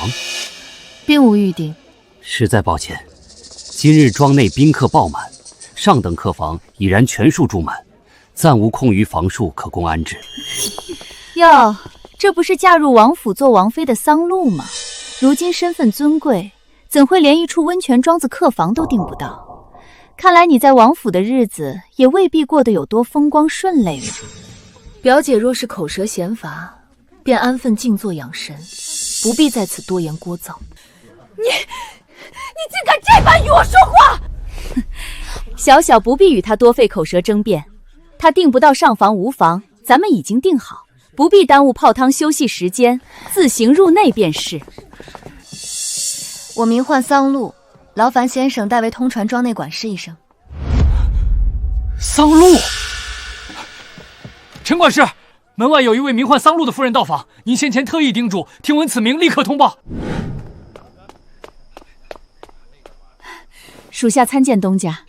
自从庄子地契更名过户，今日总算盼到东家亲临，不知东家有何吩咐安排？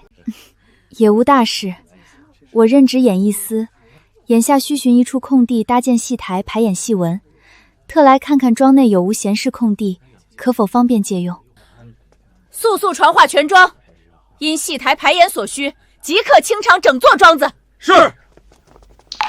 不必如此劳师动众，大肆清场。我只想寻一处僻静空地即可。重大通知，方才清场号令即刻取消，各司其职，照常营商。好。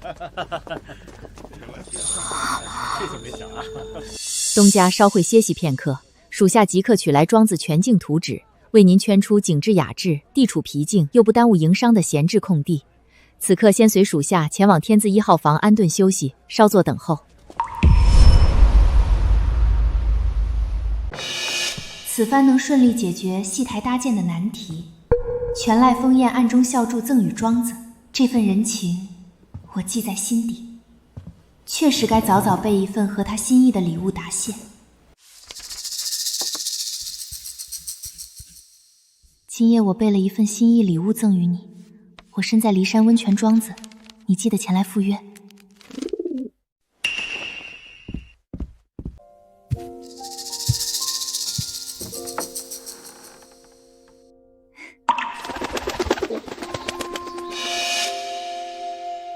也不知道他收到信后会想什么。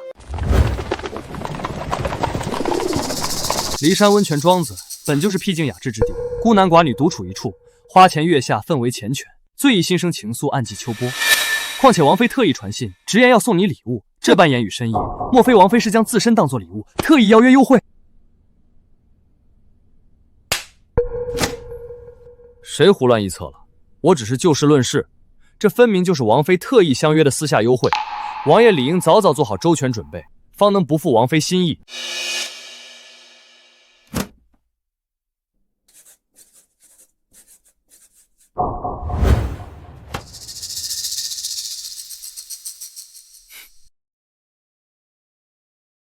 首先，仪容最为要紧，需梳一个雅致规整的发髻，俊朗端方。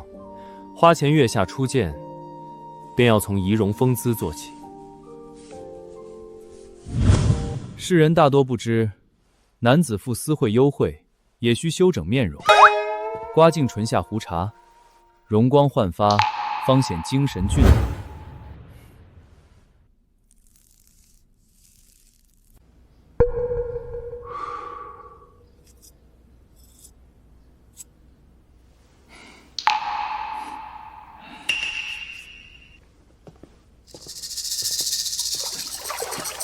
焚上一缕清雅龙涎香，气息温润宜人，最易引人心生好感，令人沉醉。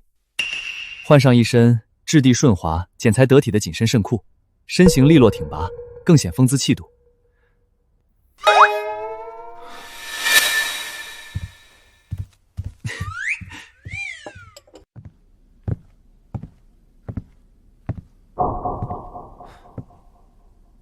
王爷放宽心，此番定能不负王妃心意。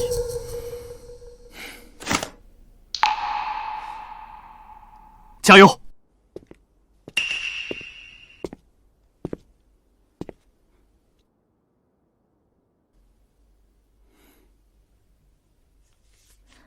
我在天字1号房内等候，你直接推门入内便可。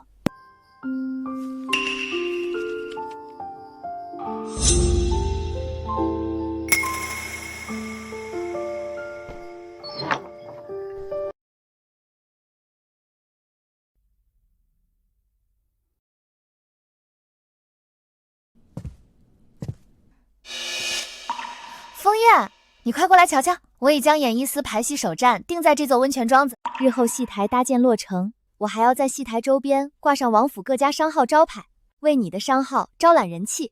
这便是我特意送你的心意礼物。瞧你这般神色，想来是对这份礼物不甚中意。我早就料到这份礼物未必能合你心意，所以我还备了一份真正合你心意的好物，留着赠与你。那日你在练功房独自击打木人桩泄愤，我便已然知晓你心底真正想要的是什么。你且把双眼闭上。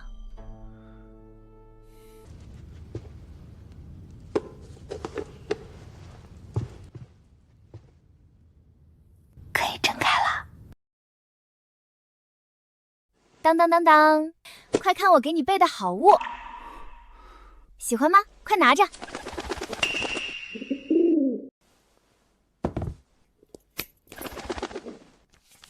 王爷，不知进展如何？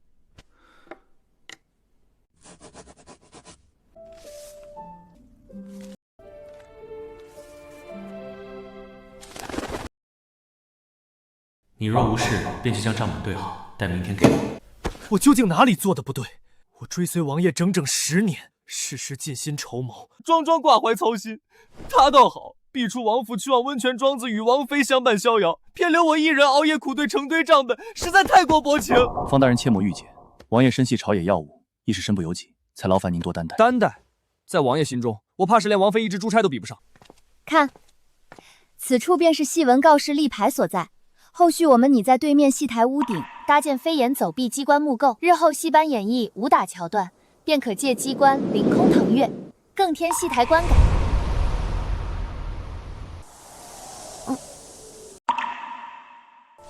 你在此稍后，我去便会。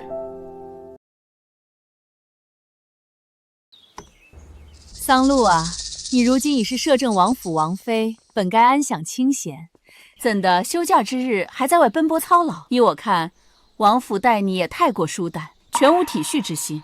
长辈好心与你攀谈，你竟置若罔闻，这般居傲无礼，成何世家规矩？如今她飞上枝头做了王妃，早已是寒门麻雀变凤鸾，哪里还肯理会我们这些俗世亲戚？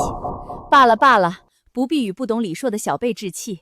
待会儿我们去观景亭魔化小巷，晚间小小已定下8珍宴，咱们只管悠然享宴便是。还是小小乖巧懂事，事事周全妥帖。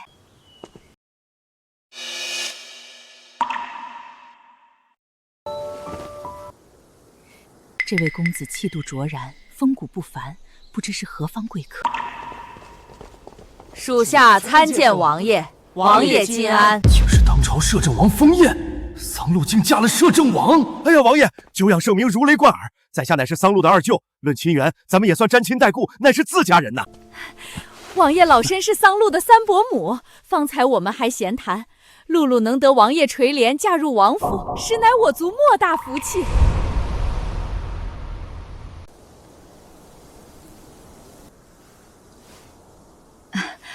王爷有所不知，我家耀祖乃是露露堂弟，自幼勤学苦读，一心敬佩露露行事干练。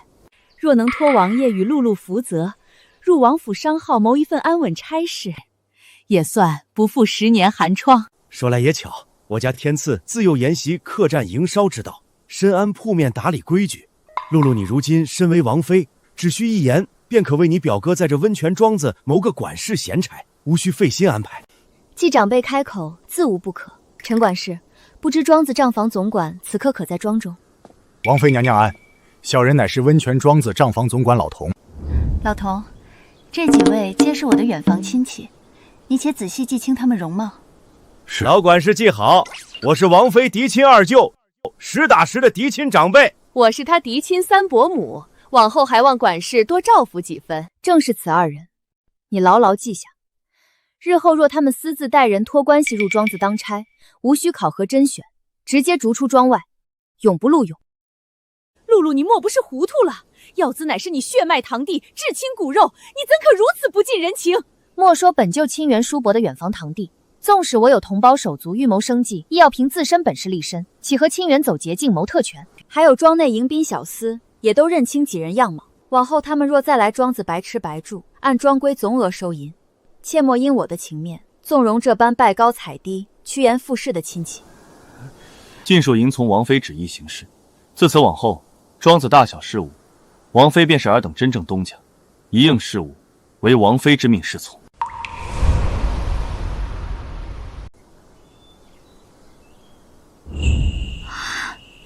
一口气说了13个字，难得难得，你又长进不少。向来听闻王爷诗语难言，今日竟当众开口，莫不是为护王妃？顽疾自破，当真奇事一场。依我看，王妃才是这温泉庄子真正主事之人，王爷事事依从，全然以王妃为先。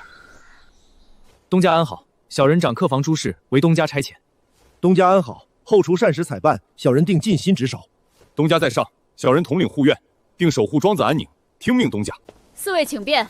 王妃已然明示，庄子不欢迎诸位，还请自行离去，莫要在此逗留滋事。哼！今夜王爷驾临庄子，东家可有别样安排？小人也好提前备办。既得清闲，自然要好好设宴小聚，尽兴用膳。属下明白，小人即刻下去精心置饭，必合东家心意。陈管事，东家只说设宴用膳，不过寻常餐食，您为何笑得这般意味深长？你行事太过直白，只听得字面言语，日后差事难有长进。你细想，王爷身居王府，山珍海味无一不有，怎会稀罕寻常宴席？东家所言大吃一顿，哪里是吃酒菜，分明是相伴王爷共度良宵罢了。原来如此，陈管事心思通透，见识长远。往后不论我身居何职，您永远是我最敬重的前辈。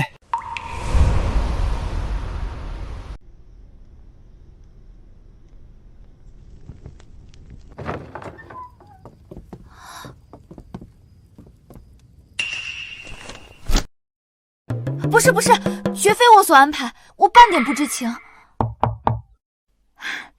定时晚膳送到了，总算能解这份尴尬。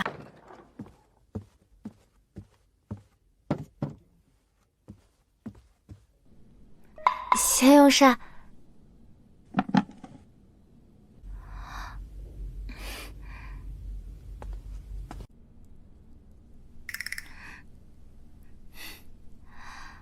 饭菜定然在第2层，必是如此。定是陈管事自作主张，胡乱布置，我从未这般吩咐。你看，定是他们送错物件了。东家，陈管事谨遵您的吩咐，置办妥当，祝您与王爷今夜良宵共度，顺雷和美。你先沐浴，还是我先沐浴？我不沐浴，我知你此刻定觉得我举止轻浮，可我今夜绝无半分逾矩之心。你快看，我特意携来算盘账目，本打算今夜通宵核对庄内收支，一心打理差事，别无他念。你我心意相近，倒是彼此相仿。他居然也带了公务，原来他懂我。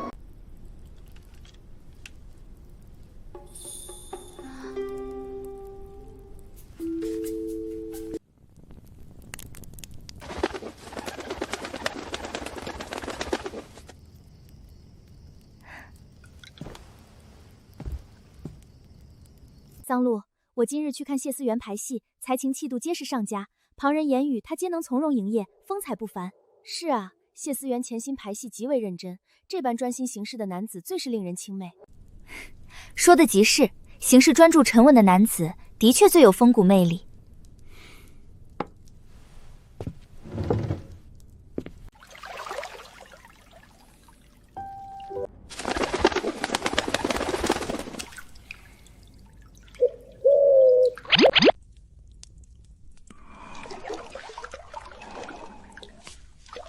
王爷，王府商号正甄选新晋门面代言人，谢思南时下人气鼎盛，可否择用？不可，我名下136家商号，一律不准启用谢思南。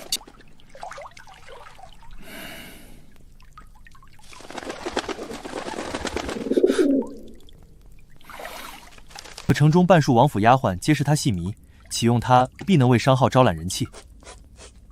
你若轻信此人想请代言，所需银两尽数从你月俸扣除。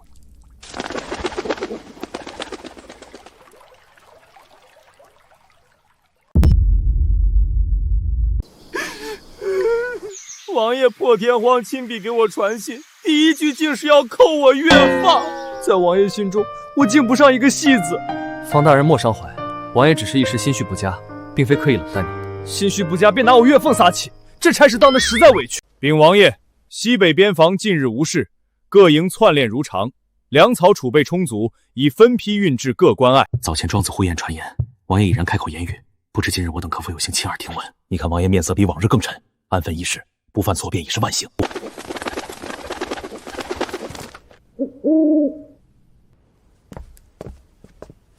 王爷公务可还繁忙？我送你的牛皮护腕可何手好用？今夜封府可否教我练木人桩？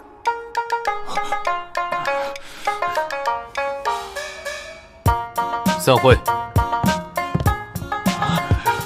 王爷果真能开口说话，嗓音低沉悦耳，实在难得。虽只2字散会，也算我等有幸听闻。凭什么他们听闻的第一句是散会，我收到的亲笔叮嘱却是扣月费？太不公平！酷暑时节捧着厚牛皮护腕把玩，也不怕捂出痱子。王爷如今满心皆是王妃，公务反倒次之。王爷，这副护腕样式别致，做工精良，不知是何处得来的真物？王妃所赠。王爷竟亲口与我言语，真是天大殊荣！替我去马市择一匹汗血宝马。属下遵命。王爷向来偏爱沉稳玄黑毛色，此次仍选黑色吗？要橙色。好的，王爷，属下即刻前往马市，为您甄选最神骏的橙色汗血宝马。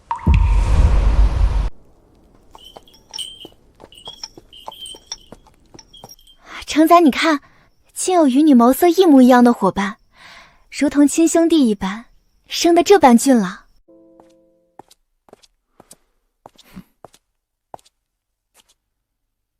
枫叶，这是你新购的坐骑？是为你备的新马。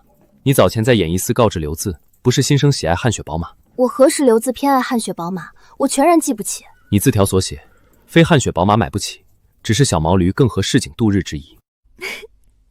原来你这般解读我字条，那往后我若在字条上许愿，你是否见了便会替我成全？我只是随口玩笑，你切我当真？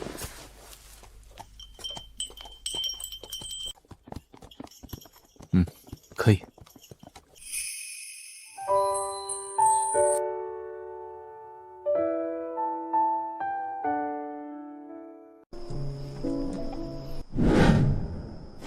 王妃娘娘，演艺司科长传令，谢思南已为演艺司撰写新戏本。司长言您与谢思南乃书院旧同窗，命您即刻前往醉仙楼雅仙，陪同商议戏本章程。看来今日没法陪你练木人桩，只能失约了。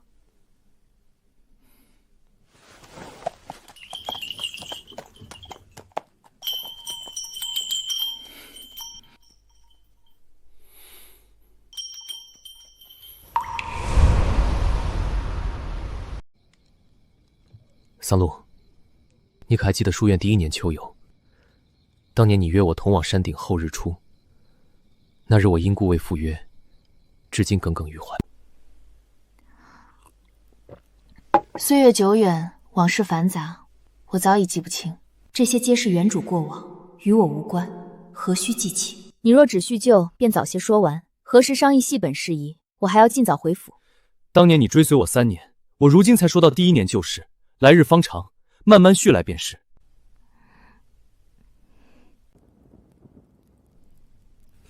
王爷，老身犬子定下婚期，这是成亲喜堂。新娘子亦是他书院同庄，知根知底，性情相投，老身心中甚是欢喜。书院同庄结缘，向来是人间美事。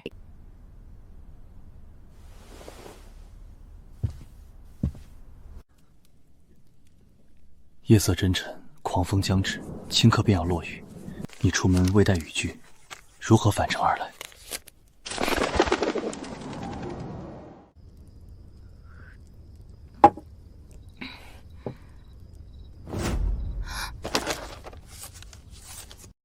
天色将雨，你未携雨伞，你在哪处用膳？我驱车前来接你。速传酒楼名号与我，究竟是哪座酒楼？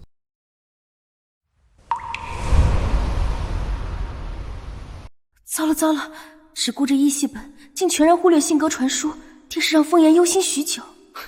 不如此后闲暇，我陪你同往山顶观日出，弥补当年遗憾，如何？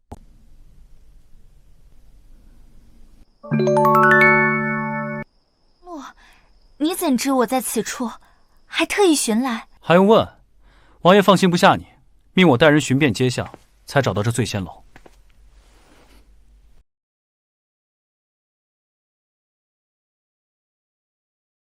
不知这位公子是？属下参见王妃娘娘。王妃？桑露，你已然嫁人成亲？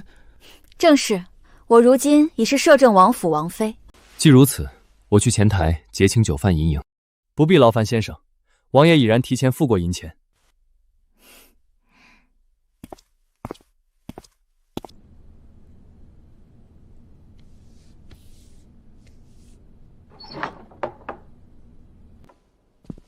司南，我方才已然打听清楚，桑露所嫁之人乃是当朝摄政王封彦。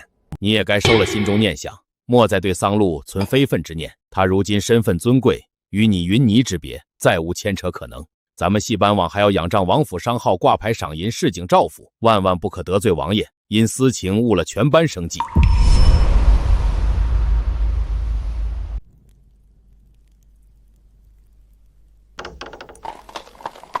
驾！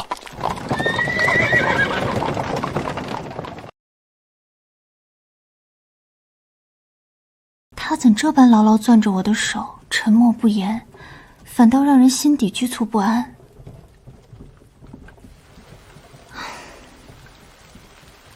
你莫看外界传言王爷素来缄默寡言，便以为性情温和一期。朝堂市井皆知，摄政王行事杀伐果决，心思深沉，手段凌厉。但凡他认准之人，看重之事，从不给旁人半分靠近余地。一个人行事风骨，便是本心性情。你万万不可心存侥幸，触碰王爷逆鳞，更别再惦记桑露。他素来不屑雷雨喧嚣，每逢暴雨心绪易受牵动。今夜雨势浩大，怕是救急要受引动，身子不适。封燕，便。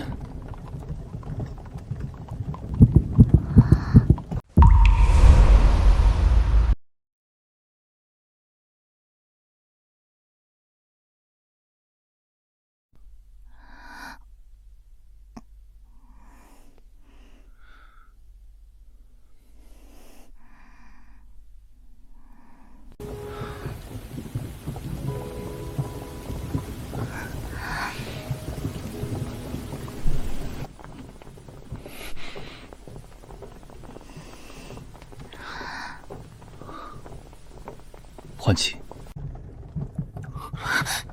你突然这样吓我一跳。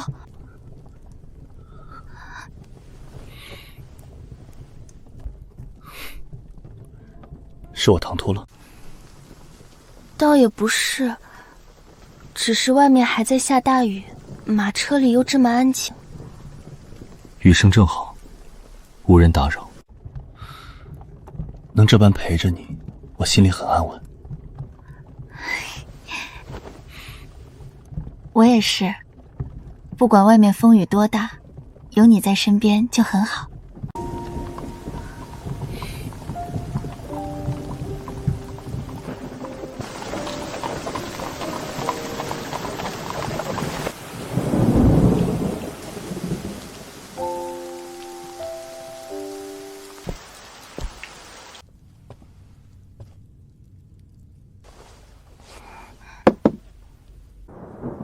今夜暴雨突至，我是想问你，每逢雷雨之夜，救急是否会被牵动？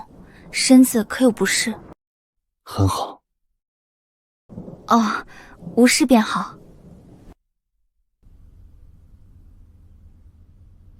我所言很好，是说方才闻你之感极好。我真怀念他从前不能说话的时日，至少不会般直白撩人，让人全无招架之力。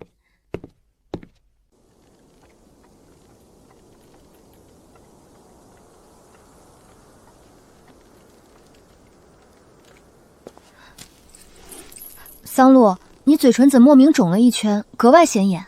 昨夜在庄子一休息，不慎被林间毒虫叮咬，才肿了起来。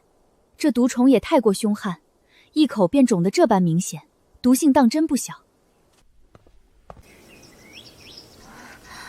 莫再胡思乱想，不过一次近身亲近，切莫纠结暧昧。专心测试机库才是正事。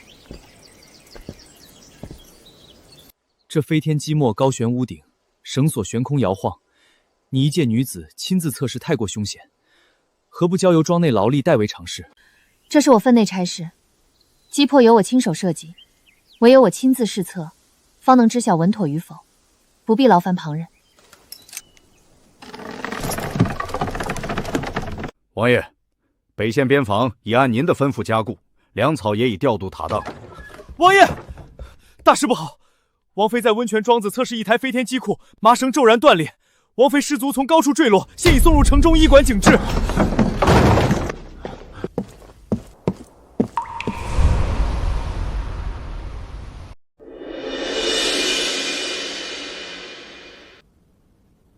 此番多谢你舍身相救，若不是我坠落之时，你愤而前身上前接住，此刻卧榻养病之人，便是我了。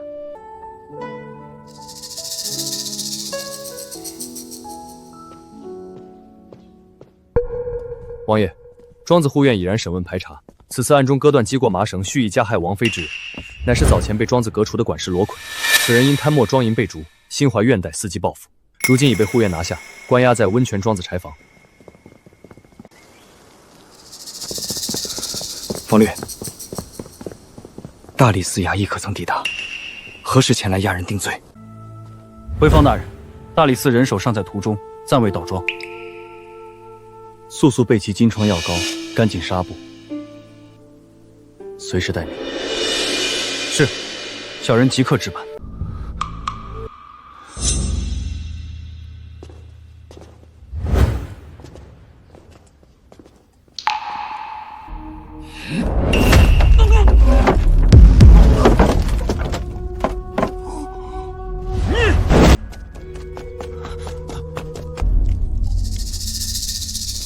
可是王爷不慎受伤，急需纱布疗伤。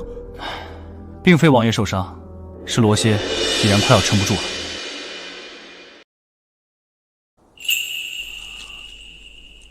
你身子感觉如何？伤势可稍有缓解？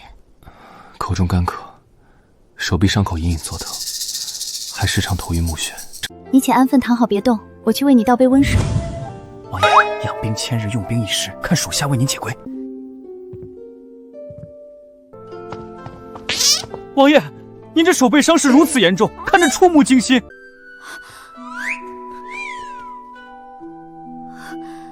你的手怎会受伤？伤得可重？王妃有所不知，罗凯蓄意加害于您，王爷心疼您受窘遇险，怒气难明，亲自前去理论出气，动手间不慎伤了手背。王爷好不容易方能开口言语，如今手受外伤，若伤及经脉，日后再难言语，可如何是好？王府上下数百口人，皆要仰仗王爷之情。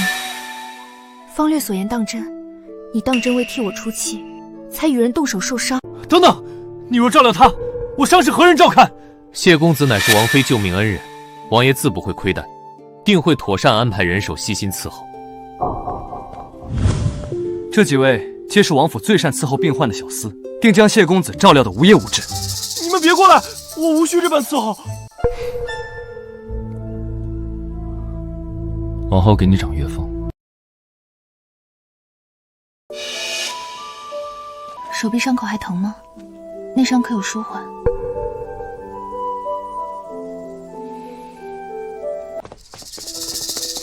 怎反倒愈发重了？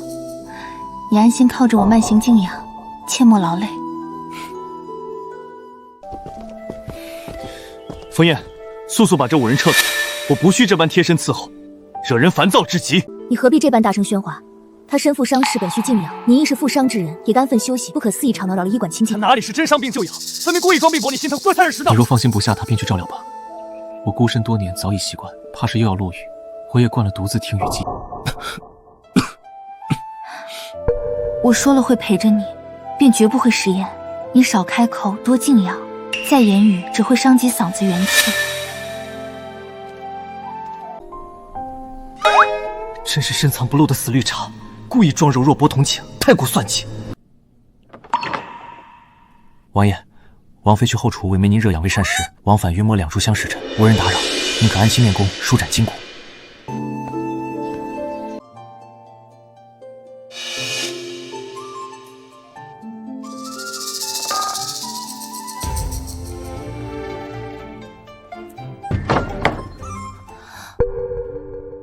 你身负内外伤势，怎还私自举所练功？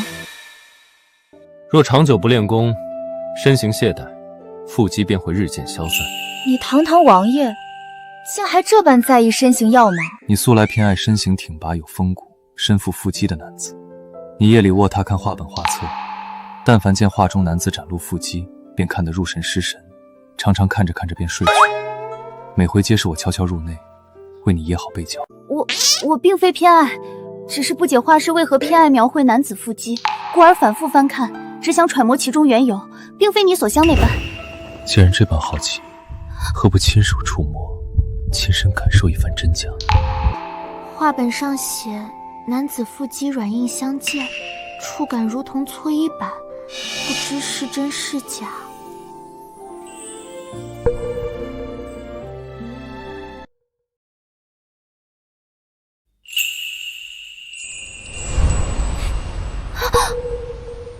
我摸过了，并无稀奇之处，我先走了。桑露，回来。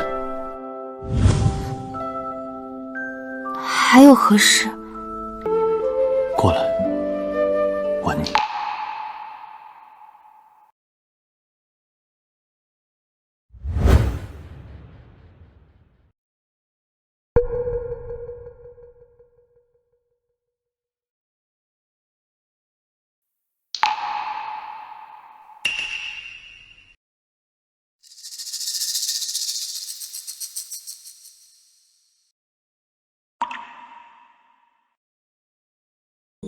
等等，你根本未曾受伤，全是装出来哄我的。我故意装病，皆因心悦于你。见你与别的男子走得亲近，我心底酸涩难耐，终究做不到假作大度。你也太过小气，心眼就只有这般一点点大。我试过隐忍大度，终究做不到。这般小心眼儿，你会不会恼我？只要你愿意为我上心挂我，小气些许也无妨。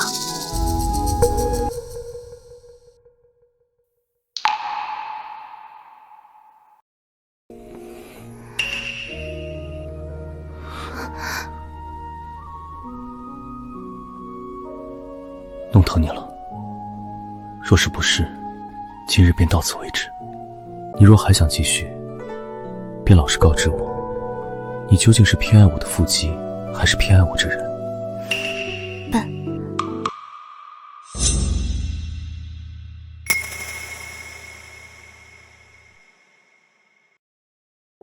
王爷，奴婢前来为您更换汤药，查验伤上，可否入内？依女姑娘稍后，我恰好有医者事宜请教，劳烦一步廊下叙话。那我先……无人打扰了，继续。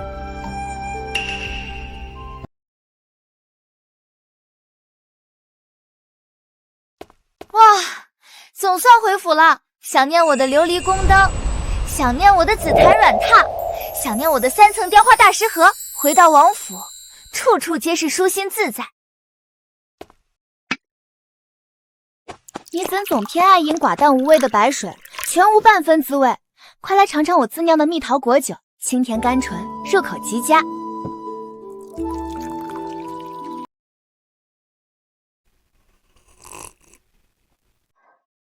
你尝尝，当真极甜。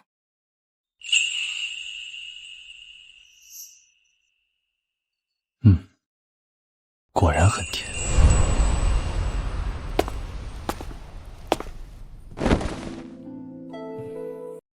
你别靠近，我今日身子不便，恰逢月信来朝，你若有别的心思，万万不可。你胡思乱想什么？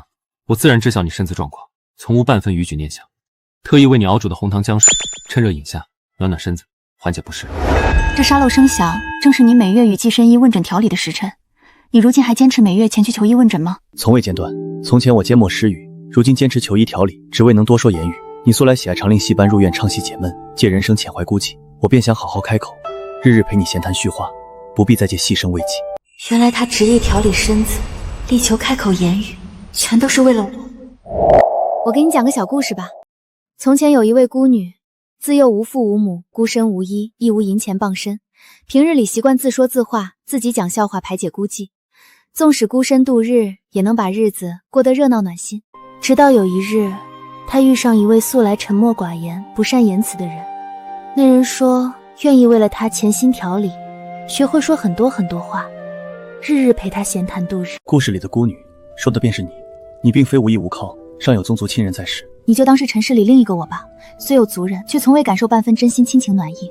我早已学会独自冷暖，自爱自度日，也能安稳一生。可遇见你才懂，被人放在心上，满心宠爱呵护，原来是这般安稳幸福的滋味。往后余生，我会如你自爱一般，倾尽所有疼你、护你。